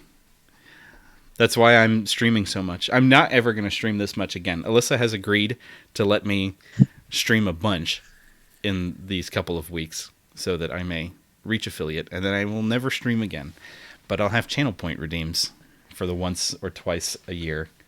I would like to go. He's not going to stop. I'm not going to because- stop. I would like to go. I mean, I'd like to do it more, but I'm probably going to go back to about once a month or so, which is what I was doing before. But I don't know if people subscribe to me, which they should not, because again, it's going to be like once a month. When I make affiliate, do not subscribe to me. Fridays are fun. However, they make it very hard for me to go to sleep because it turns out when you put a screen right in front of your eyes and do that until 11 o'clock at night, then it makes it, your brain gets all wound up and I just don't go to sleep. Oh, that's true. Yeah, it would give you access to Growly and Duck Dude emotes if you subbed. So then I would have responsibilities to my audience. But so maybe I would try to do twice a month or something. Because I mean, these evening streams are okay, I think. Sure. Why are you looking at me like I'm Well, because I like to spend the time with deciding you. factor? I do like to spend time with you. We could do some of these folks do community nights where they sit with wife and play Jackbox games and stuff. I think that would be fun to do. Sure, whatever. I'm cool. You heard it here I first, am, folks. I'm a streamer now. So, there are 2 more episodes before we stopped. Sit with wife. Hell yeah, Jill of the Jungle. I should play Jill of the Jungle. Some streamers have Jackbox nights where they sit beside their roommate and paria. It's so good. Carl has nights where sometimes his kids just like wander in front of the camera and like stare at it and comment on filthy streamer names. It's fun. All right. Next episode.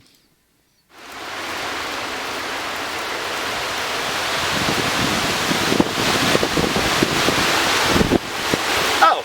Ha, I didn't see you there. I'm in the middle of a hurricane. But 2 years ago, I was on an exciting adventure. I did go outside during a hurricane. Matthew? I think it was Matthew. Oh, that sounds about right. Thanks for lurking, Danson. Thanks for coming by. I'm committed. I'm committed enough to the art. The fish cat is here, to and they've got something to say. I was playing that up. Hi, Courtney. Welcome in. So I'm committed enough to go outside. Carly, son of a bitch. Carl's great. I love him. Carl's the only stream nerd I've bothered friending on Facebook because Carl is a special boy, and we all love Carl. Anyway, I'm committed enough to go stand outside in a hurricane for the videos, but I was not committed enough to continue making them after the next one. So, let's continue.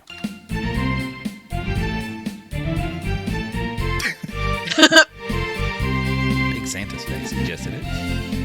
The first leg of my trip in Japan was from September to mid-December. This was pretty optimal for a lot of reasons. One, I had to only deal with a few weeks of Japan's heat and humidity before a big chunk of sweater weather.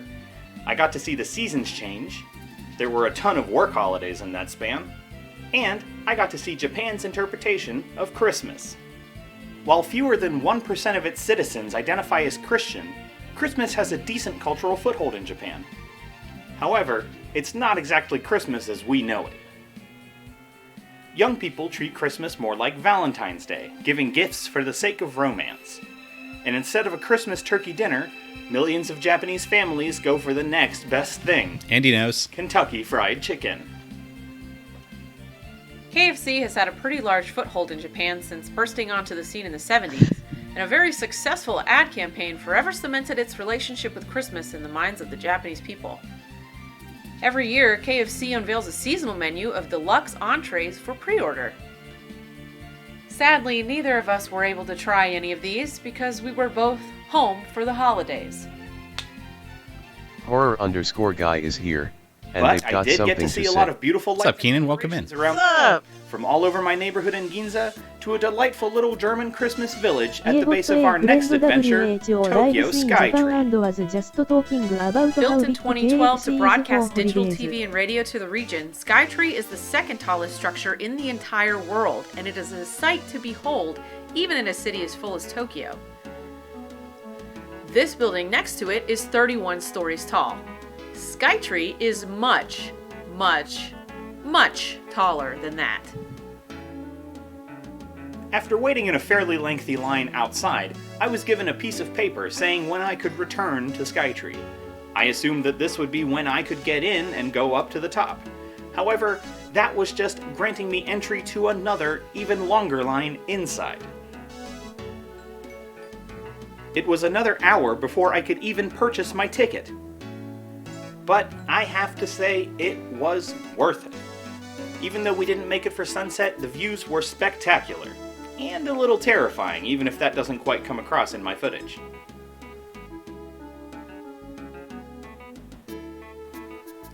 I didn't get to go up Skytree, but I did get to go to the top of Japan's second tallest structure, Tokyo Tower. If you've seen any TV show or movie that takes place in Tokyo, you've certainly seen it, and its garish orange and white paint. Japanese citizens originally hated it, believing it to be an inferior knockoff of the Eiffel Tower, but it has since become a beloved symbol of the city.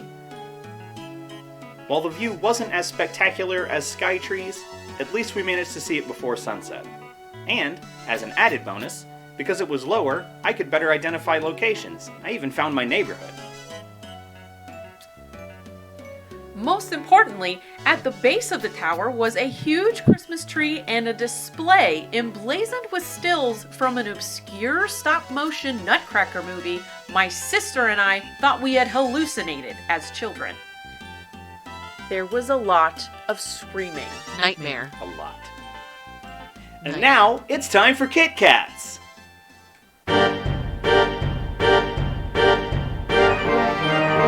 This intro is probably the best thing I've ever edited.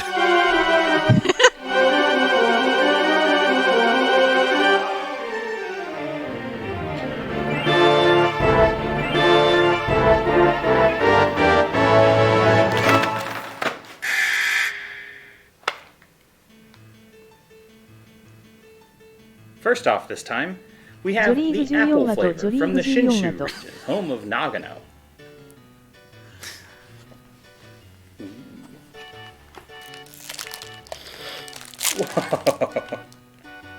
Again, it's tricky Kit Kat because it looks like regular chocolate. But it definitely smells like apple. Oh, it smells like chocolate and apple. I've had caramel apples, but... Huh. Well... Yeah. It's actually not as appley as I expected. It's pretty appley. I'm just How come? not sure candy should taste like apple. How come apple Kit Kats don't taste like apple? It seems as hey, though Kit we eat Kat what we has like. answered the question long asked of Apple Jacks. Oh. But does it taste like apple? We eat what we like. We forgot I forgot we made that joke. that we made the joke Christmas in the video. That was Good. alright. I mean, if you like Good. chocolate and apples together. So I'm gonna go ahead and give it 3.5 creepy Japanese nutcrackers. What a ding dong. Yep, that's me. I have no And excuse. our next episode, especially for our Christmas episode, is creme brulee. Spoiler, these things are Never rules. before have I seen a candy bar that asks you to cook it before you eat it. Look, I'm pretty sure it's telling you to check with your mom before touching the oven or any other hot appliances. Hey mom, can I heat up this Kit Kat in the oven? No! What are you thinking? Okay, the instructions are in Japanese, and I don't know how to read that well. So, We're gonna guess. Marshmallow. Oh my god, I that bet that sounds so sounds good.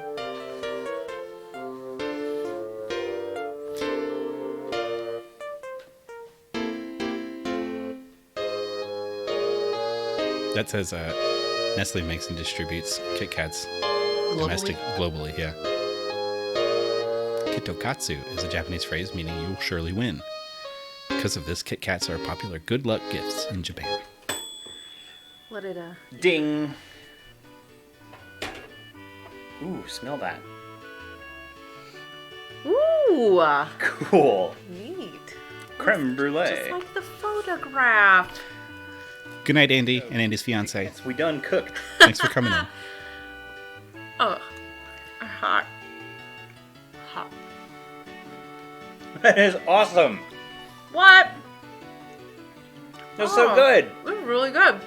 It actually tastes like creme brulee. It's very custardy. I taste a hint of citrus. Do you taste that? I detect a hint of citrus. If you ever get a bag of these, broil them. Definitely broil. Don't bake. Don't waste your time toasting or baking. I'm really impressed by this. Not only does it maintain the character of a Kit Kat, but it really does replicate the sensation of eating a creme brulee. It's delicious, and I will give it 5 sexy Christmas ladies out of 5. Yeah, not only was it really delicious, but you also got to put a candy bar in the oven. So for me, it gets 5 out of 5 Goku with drumsticks. Our first perfect Kit Kat. 10 out of 10. Perfect score. It's perfect. They are great. Make sure to tune into our next episode, in which we learn about everybody's favorite topic. Religion!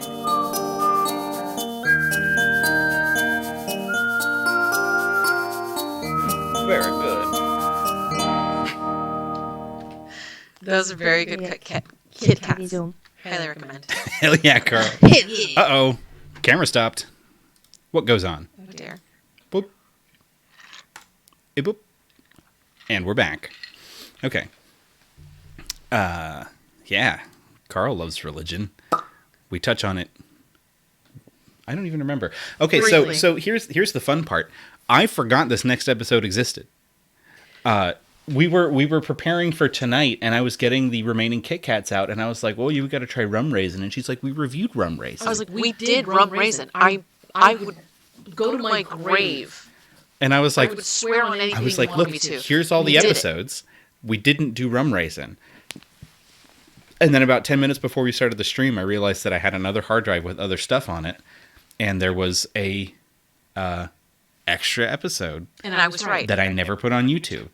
So if you've browsed these videos before on my YouTube channel, you ain't never seen this one. But if you were watching them on my Facebook, then Years maybe ago. you did. But you had no way of going back to it. So here's the secret episode. Wait, he says we're froze. Are we still froze? No, I don't think we're still froze. We fixed it. Is anyone still here? Yeah, we're still here. I mean, it's world re-premiere, I guess. I will be putting this episode. You're gone? Are you just being a weirdo? Carl, you... Cool. Oh, is the lag like really, really bad? Daniel seems like they're very bad lag. That's for me to know. Because And you do was that when I find turned out. off the camera and turned it back on? I don't know. It's, okay, great. Well, then all y'all need to get good at internet. The rest of you. So, yeah, I will be adding this one to the YouTube playlist after our stream tonight, so you guys can watch it to your heart's content. I don't remember what's in this one, because it wasn't on YouTube and I haven't reviewed it in years. So, I didn't even remember it was a thing. Myrtle, we're trying to shoot. You're being very rude.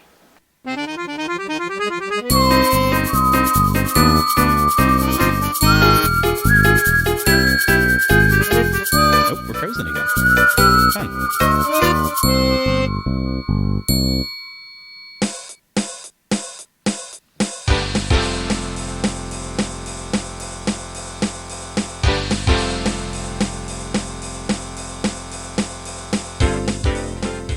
As I've probably said about 1,000,000 times by now, Japan is a nation of contrasts.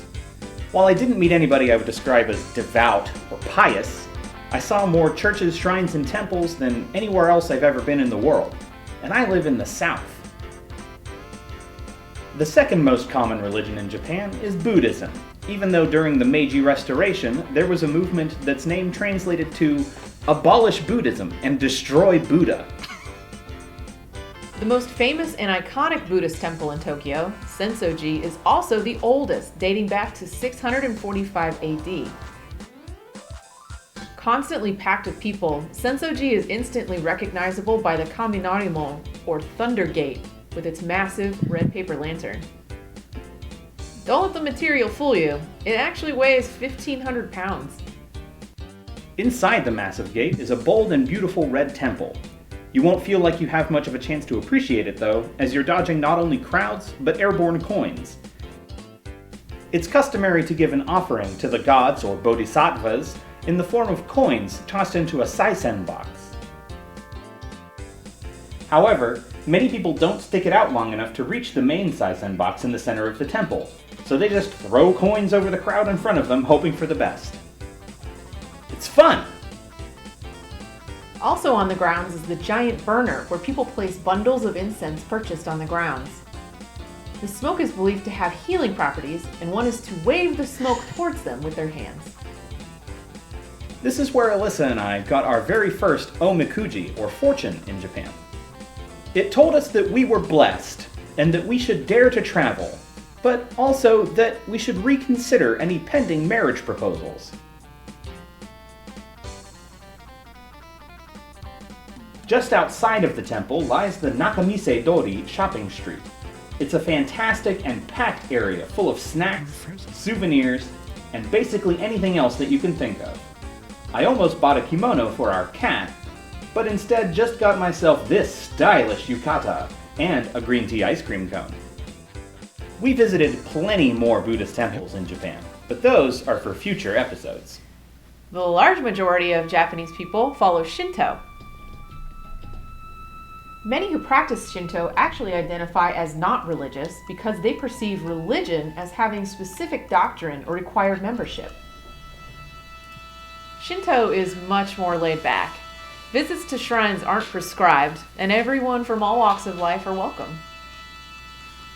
Due to our nature as insufferable nerds, we detoured to visit a lesser-known site, Hikawa Shrine. This, of course, is where Rei Hino lives and practices as a shrine maiden when not fighting evil alongside her best friend Sailor Moon. It's a real shrine. Even though it's a small shrine, Hikawa is a beautiful little slice of nature and serenity, even as close as it is to the busy Roppongi area. Later, we visited Meiji Jingu, which is about the exact opposite in terms of stature and importance. Built in 1915 to commemorate the late Emperor Meiji, it's surrounded by 170 acres of forest and massive torii gates. After going through the customary hand and mouth washing ritual with some of the coldest water I've ever felt in my entire life, we reached the shrine grounds. It's not. Integrated with the trees is a complex of amazing wooden structures built in ancient Japanese joinery styles. It's a great place to see a ceremony, purchase charms from a shrine maiden,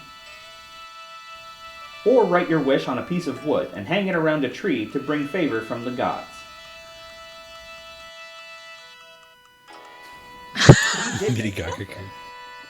And we left a wish for a happy home and a successful, healthy life and marriage. While we were there, we got our second omikuji. This one promised that there are no problem of building and moving house. There are no worry about marriage and employment. There is little bit worry about traveling. All three of these soon proved true as we continue to be happily married in our house, but I got stranded in China for 24 hours on the way home. Shinto shrines are often accompanied by gagaku, ancient court music characterized by droning reeds and drums. It can be shrill, and I'm sure it sends people right up the wall, but I love it and I find it ridiculously relaxing. Alyssa convinced me not to buy a gagaku CD in the Meiji Jingu shop, and I regret it to this day. Also notable is the enormous wall of sake barrels. Shinto shrines have a close relationship with the nation's sake brewers, and brewers decorate and donate sake barrels for use in ceremony, also to help ensure prosperity. Most shrines deal with just local brewers, but Meiji Jingu is a major national shrine, so they take in barrels from all over the country, resulting in this impressive display. Just south of Meiji Jingu, however, is a place that I came to know as pretty much my favorite place in the entire world, Yoyogi Park. Aside from sharing a name with a terrible and long forgotten by everybody but me early 90s attempt to make Yogi Bear hip with the teens, Yoyogi Park is a distillation of many of the best parts of the Japan experience. I was lucky enough to first visit Yoyogi during the autumn months, and it was resplendent with gorgeous reds and yellows in the trees and cool breezes blowing across the green fields. With its sprawling paths through dense forest on the north side, it's definitely a great place to appreciate some of Japan's natural beauty. Animals are a big, fun part of Yoyogi Park. In addition to being surrounded by Japan's omnipresent crows, you're nearly guaranteed to see some adorable, interesting, or downright baffling choices in both pet and pet clothing. Have you ever seen somebody go to a park to walk their cat on a leash? Hang out in Yoyogi long enough, and you will. It's also a great place if you like music. In my trips there, I saw people play everything from the shamisen to a didgeridoo. I spent a very long time sitting and listening to two women beautifully playing harp together. And an even longer time wondering exactly how they managed to bring those enormous, gorgeous instruments on Japan's crowded public transit.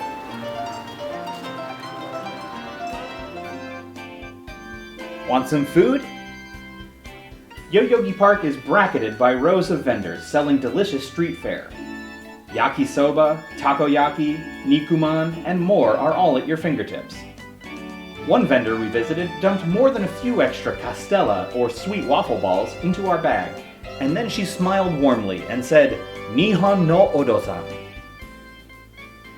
Most people in Tokyo don't have yards, so Yoyogi ends up being the de facto spot for outdoor activities such as kite flying and catch, in addition to a practice and rehearsal space for a large number of people. Need to rehearse a choreographed anime dance? Of course you do! I need more takoyaki in my life. Need to teach your child double Dutch jump rope? You got it. And it's not just the variety of activities on display that's striking. There's a sort of audacious fearlessness in the simple act of saying, I don't care if you're watching me practice my flair bartending. I'm gonna do it anyway, and I'm gonna be amazing at it. And, almost without exception, the people you see in Yoyogi Park are amazing at what they choose to do. Japanese people tend to devote themselves entirely to their passions, and watching their skills become honed in public is a treat. There's so much talent and passion and personality and weirdness on display that Yoyogi Park feels sort of like Japan in a nutshell. You never quite know what you're going to see or hear or experience, but it's probably going to be pretty great. Like Yukinko Akira, a street artist slash dancer slash DJ, mixing beats while painting for a crowd.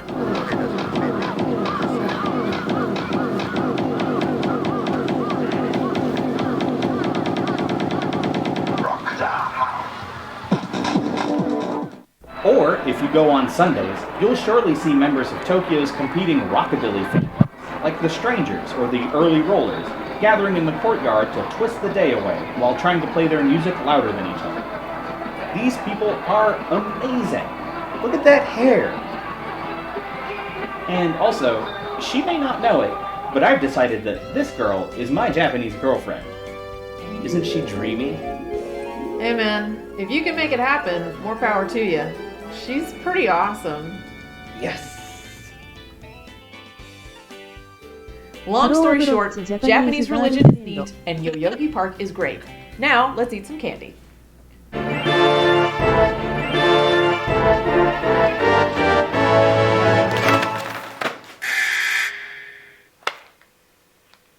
This is the longest episode. It is. We'll be reviewing Rum Raisin from Tokyo. Oh, it smells really good. Oh my goodness.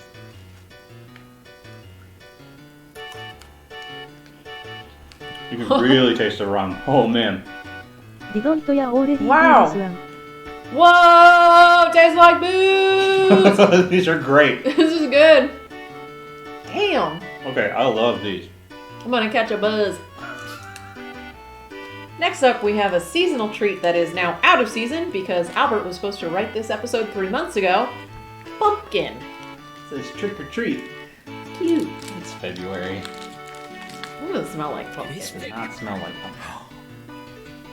Does it taste like white chocolate? It does not taste like pumpkin either. Yeah. I detect the barest hint of, like, nutmeg. Yeah, there's a little nuttiness. Well, This is disappointing. this is a fart. I don't taste pumpkin at all, but, I mean, it's good. If Yeah, you I mean- like white chocolate, which I don't really.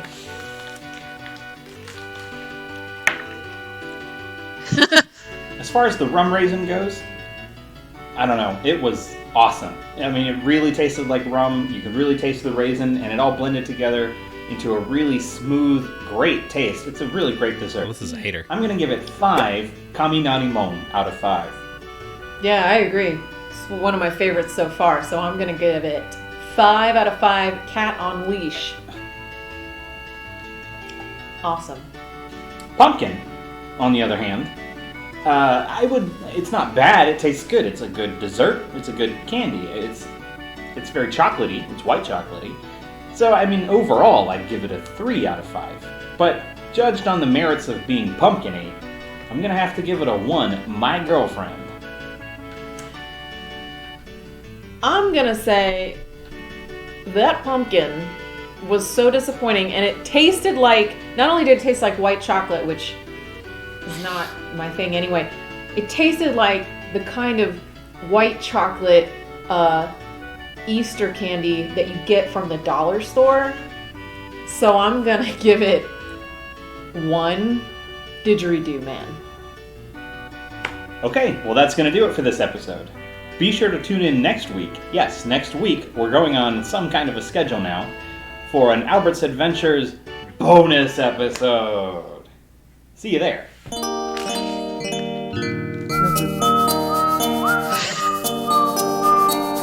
In my defense. Amen. In my defense, It did we happen. did make a bonus episode the next week. It was the next week. It was not really an episode.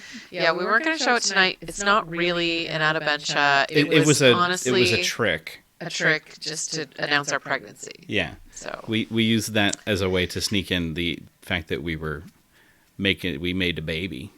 Yeah, in you the can. I traditional mean, you way. can watch it. Like it's on Albert's YouTube. So No, it's if not. Yes, it is. Is it? Yes, it is. I don't know what's on my YouTube, I guess.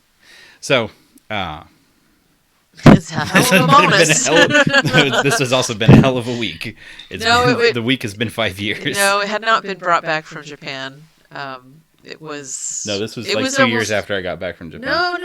It was no, it was in like a year basically. No. Less than It was a year the after you end got of back. 2016. We got back in January of 2015. Oh, okay. So it was almost 2 years later. It was almost 2 years I later. wasn't really asking about... Carl, I can tell you exactly when we made the baby. And where. No. I won't. But I think I know. Anyway, so that concludes the episodes. What a tragedy that we didn't continue. But honestly, when they started ballooning into like 12, 13 minute long things, and I was having to like cut out graphics for our dumb rating system, like I just made it so much work for myself. And so she was like, write a script. And I was like, oh man, should I write a script? It sucks to write a script. But I did, actually. The next episode that we never made, I did write a script for it. And there it is. Recently uncovered. I just found this script for the lost episode about food, which does have this tremendous line, but going over all these old memories has really stirred up a hankering for a Japankerin. So really tragic that episode never got made. Boop. Yeah, should we table read the script? No. Because it's not finished. That. It's not finished, and it won't have the visual element of the edited video. So, hankering for a Japankerin is probably the best thing I've ever written, sadly. But can anyone find anything better? I Better than submit finding that out you cannot. you're going to have a baby right before Japan. Yeah, that is absolutely true. Because exactly. Wouldn't have been able to eat sushi. Wouldn't have been able to technically eat runny eggs, which is like in everything. Mm-hmm. I mean, I probably still would have done it. What do you think the pregnant women in Japan eat? Yeah, they eat that stuff. They eat all that. Or they just eat natto every morning. Yeah. Anyway, so that being the end of our planned episodes, I think it's time that we eat some Kit Kats and finally finish this Kit Kat. Let's close this chapter. Let's close this sad, dreary chapter in our lives, shall we? It's Kit Kat time, baby. Oh, God. All right. So, we've prepared our plate of Kit Kats. Which would you like to do? Yeah, you grab the boxes. First. Well, I'll get the boxes, but... I'll hold them up. I think we should start with rum raisin because we should start with rum raisin? Yeah. We have already eaten rum raisin. Now, I we think can you already guys put it... should note that though we have done the rum raisin in the past, I don't know if you can really tell on camera, but these look hella jacked up. Yeah, they're pretty old now. They look hella chalky and terrible. So we'll see if they're still S tier. So we'll see what these 7-year-old Kit Kats taste like. Yeah. Let's find out together.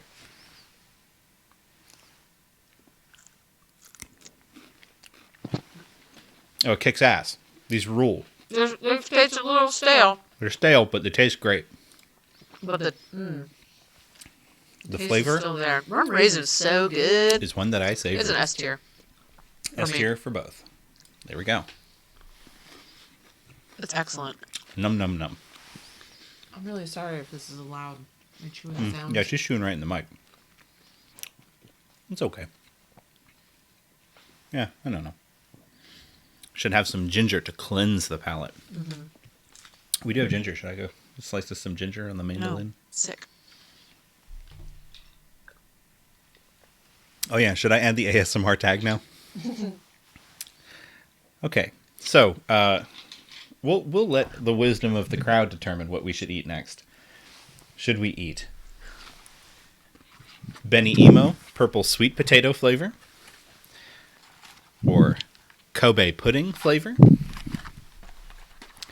or Togarashi, which is hot Japanese chili spicy flavor, chili, or the legendary wasabi flavor, or the golden citrus blend, and that's it. Yes, chip. that's all of them. Yeah. That's the box for rum raisin. Uh-huh. So, should we save hot chip? Is here, and they've got something to say. Which hot chip? Hi, Lex. Hi. I don't know who that is. Do we know? I don't know that we know them. I'm glad they're here. But I'm happy you're here and you're voting for Kobe pudding. And you're the first person to say one. So we're going to eat Kobe pudding. That's what they said. It's this one. Okay. This just looks like flan to me, but I don't know. Yeah, I didn't. I'm not familiar with the actual dessert of Kobe pudding, but it does certainly resemble flan if you are familiar with flan. So.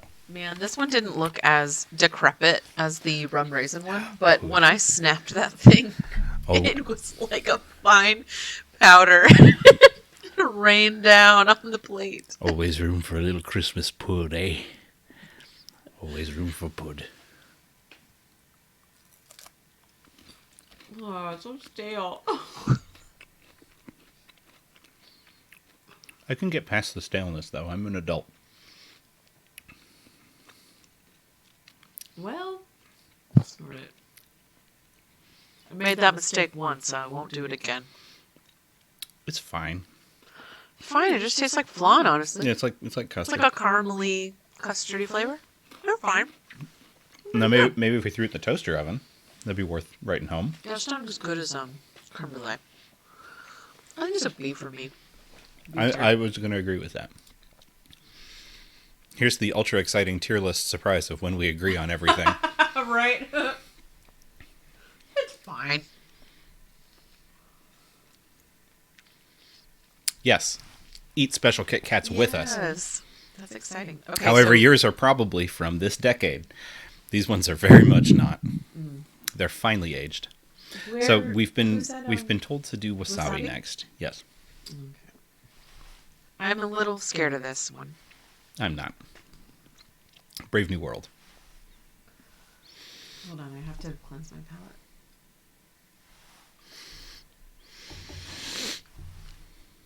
Just smells like chocolate.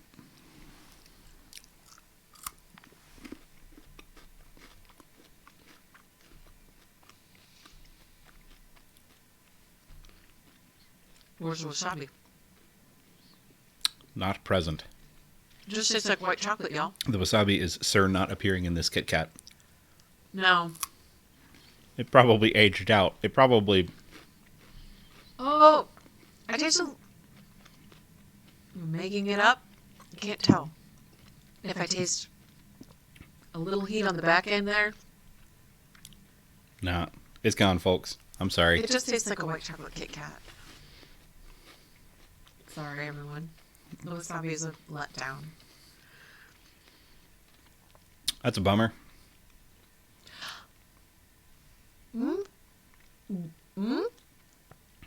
Well, when you swallow it, the aftertaste in your mouth is a little like wasabi. Okay.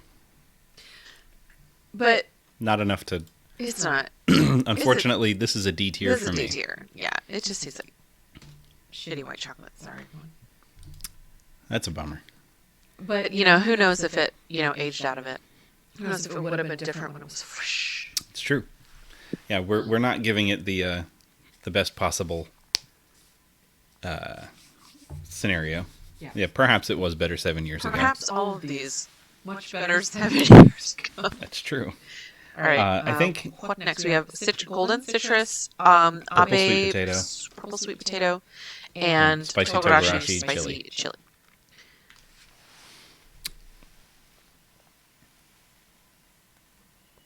Potato? Yeah, I was kind of thinking potato. Purple potato. Purple potato.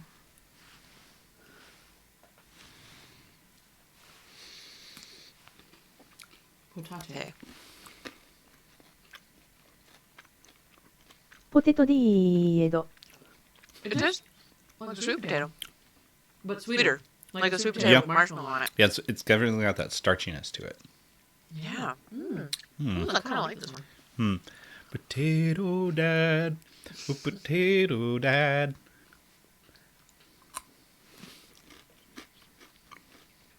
Yeah, that's definitely sweet potato-y. Pretty good. Pretty good. Pretty good. I think that one is a B. Well, I think it's an A for me, actually. I quite like that one. It's really pleasant. Our first controversy, that's still just a B for me. It's a little pitchy. Dog. And they said togarashi, so... Iris, were you not following me already? Thank you. I appreciate it. Iris Amelia is here. Welcome in, Iris. Something to say. I'm glad that I finally produced content that was acceptable enough. Ooh, the revenge of the wasabi. Acceptable enough to make you follow. And it's by eating antique Kit Kats. Antique, yeah. Oh my god, what is that? Is that really? I don't know, I'm fine. I'm gonna go refill my water. Albert's dying. I'm not dying. I'm just so choked up that Iris followed.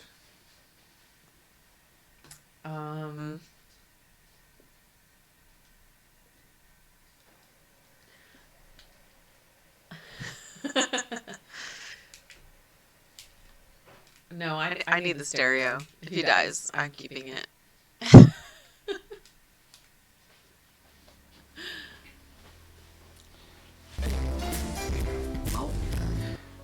Why? Oh, yes. So, yes, the commands are back. Yeah, they're back. On this stream, when it's not the video, the commands are back. So, go for it. Everyone's getting rid of their pent up commands.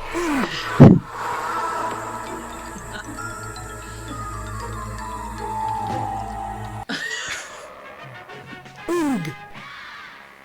Oog! Oog! Oog! Oog!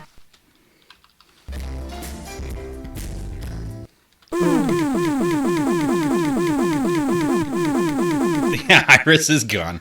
We've lost Iris. Yes, sexy elf. He's the best. Love him.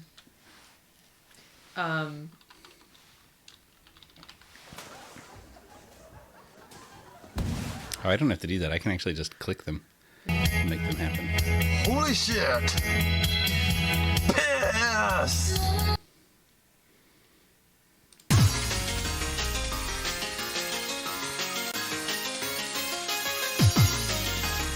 So, last two. Citrus, and should we Somebody finish with said this? Togarashi. Let's do Togarashi next. Yeah, okay. somebody said Togarashi. We'll finish with citrus because that's the only box that was never opened. Yeah, that wasn't a fresh dish. Oh, it smells spicy. It's like chocolate. Like dark chocolate. It is a darker chocolate. No, there's definitely some tingle. Yeah. Is there? Mm-hmm. That's good. I like this. It's a little spicy. Oh, now I feel it. There is tinkle in this. There's some tinkle. We have tinkle. That is dope. Yeah. I like that one. That's dope. Nah, I actually put that S tier. It's like dark chocolate with a little bit of spice. I love my Japanese biscuit.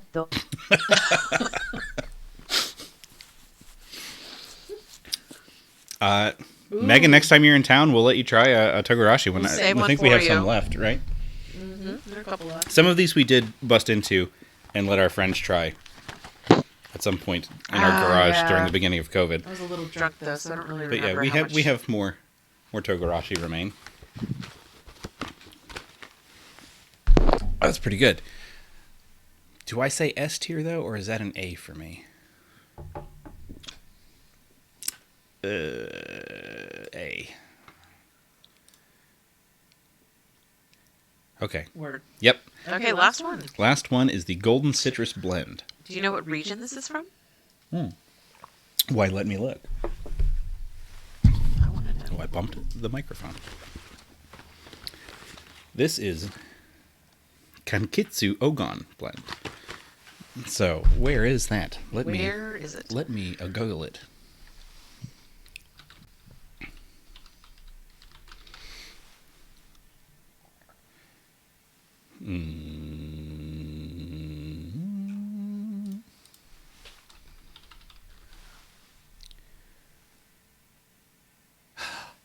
It's from Ehime. That's where the Matsuri was. I did not know this. What? Okay, what a great way to finish. Great the way to KitKat go time out. is to go out with the Ehime oranges. Oh, no, there it is. It says Chugoku Shikoku. Okay. Oh, how fun. Word? Ooh. It smells very citrusy. Very citrusy. Yikes. You scared me, Dr. D.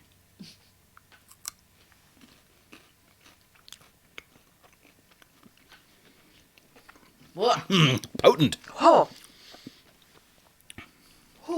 It's like a cleaning product.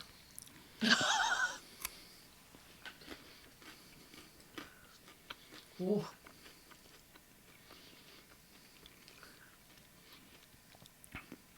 What snack did I try in Japan that was just not my thing? I don't know. I mean, I'm a fat person, so like they were all my thing. If there was one thing I tried in Japan that was really not my thing, other than the grape vinegar drink, it was natto. I had a real tough time with natto. I never tried natto, so I don't know if I tried anything over there that I was just like, bleh, I hate it. No. beans. Yes, Carl, slimy booger beans is natto. I like this orange. Yeah, that's really I'm going to give that an S. it's got a lot of man, for being a 7-year-old candy, that is quite that's quite a punch still. And it's very like zesty, and I mean that in that it tastes like they have a lot of actual Like citrus actual zest in it. in it, like of different types, and it's very good. But I don't know if I'd like go back to it again and again and eat it all the time. I don't know. Maybe a B for me. A B? Okay. I don't know. Maybe an A. Maybe a B. It's an A. Okay. And thus, we have tried all of the KitKats. We've concluded our KitKat. Our KitKat adventure. Adventure. Indeed. I would love to be able to share these with some people. Not a free zone. But unfortunately, many of you live far away. If Potato's here, if Potato wants to come over and get some Kit Kats, go ahead. I won't kill you. I won't. I won't kill you, Potato. I'll just give you candy. Free candy. Yes, we're in the awful state. The worst Amelia, we are in Florida's, or in America's dong. So, Yeah. Potato has fallen asleep. Then she will live another day. Dongs. Do we want to try to do more unseen footage, or we want to just So- do this again another night? Yeah, I think maybe we should pick this back up. It'll give me a chance to actually collect clips that we want to show, because right now it's just all lumped into folders. Like, here's stuff about food. Here's stuff about, the ryokan we stayed at. Here's stuff about Kyoto. So I would like to actually curate the videos we're going to actually show. And this also went longer than I expected. It's already almost 11:30. So maybe we should call it a night. People do have to work, yes. We all have to go to work. They do have to work. There's one video I want to show, because I've been waiting many years to show people that this happened. And I gotta find it. I gotta find the video. Is it this? Yeah. This is at Kinkakuji. They have this tiny little metal cup to throw your coins into. Oh. I was like, wait, I got this. And everybody's like, yeah! I did it. It's on camera.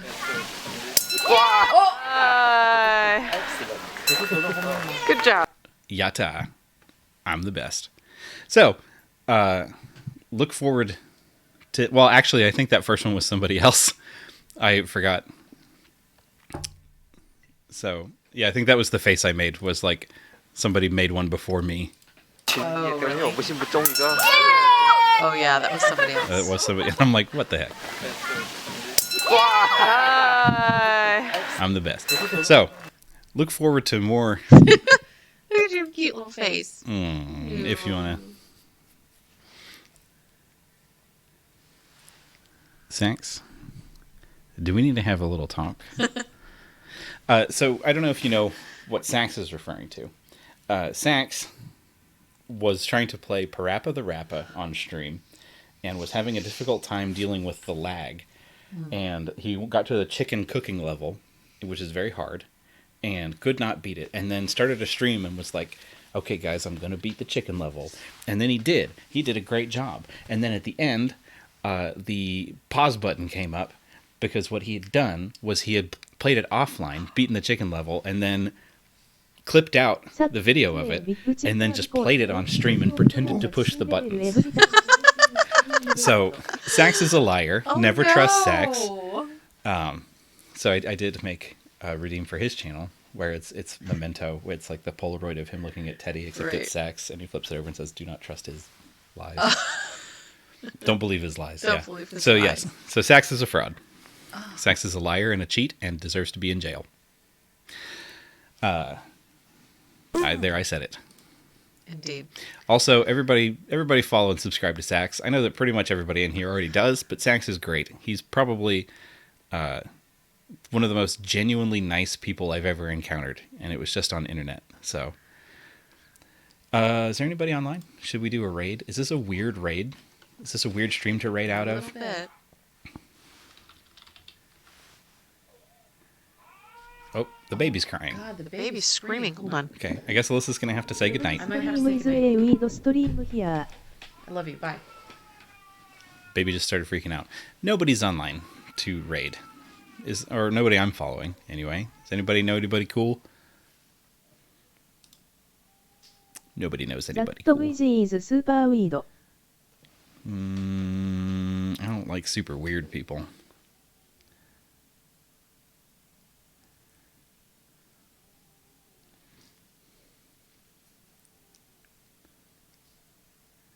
Growly. Is Growly online? Please tell me. Oh, fuck. I hope Growly's online.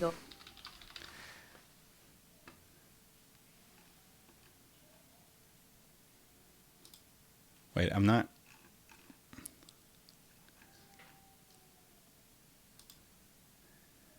Growly is not online, sadly. That's a bummer. Are they? They have a bunch of stuff in Japanese on their screen. Is this a Japanese streamer? Man, I hope so. I hope Growly actually, like, has a Growly sweater. I've not been able to find any reference to the Growly sweater online. Maybe I'll look again. It says it wants me to search for Glory, but I'm not searching for Glory. I want Growly. Yes, weird long arm. Do. All right, well, I guess we'll raid that guy Izzy while I'm watching Growly's stream. Okay. 5 Nights at Fredman's. What was it? That guy Izzy? Scrolling up. Yes, that guy Izzy. Yep, we're going to raid out to somebody I've never met, never seen. Yeah, copy that raid message. I don't know. All right, thanks for joining us, everybody. Yes, Growly raid. Good night, Marty. Thanks, everybody, for watching. Carl. I don't know. If you don't want spoilers, don't join the raid. I don't care. I mean, I guess I don't. I'm just going to raid and leave. Weird. So, like we decided, I guess we're going to do a part 2 of this where we go through the rest of the videos. So I'm glad everybody liked this. I'm happy people actually showed up and stuck around. So thank you very much. We love you, and we care about all of you deeply, even Carl. So everybody have fun with the raid. Good night, everybody.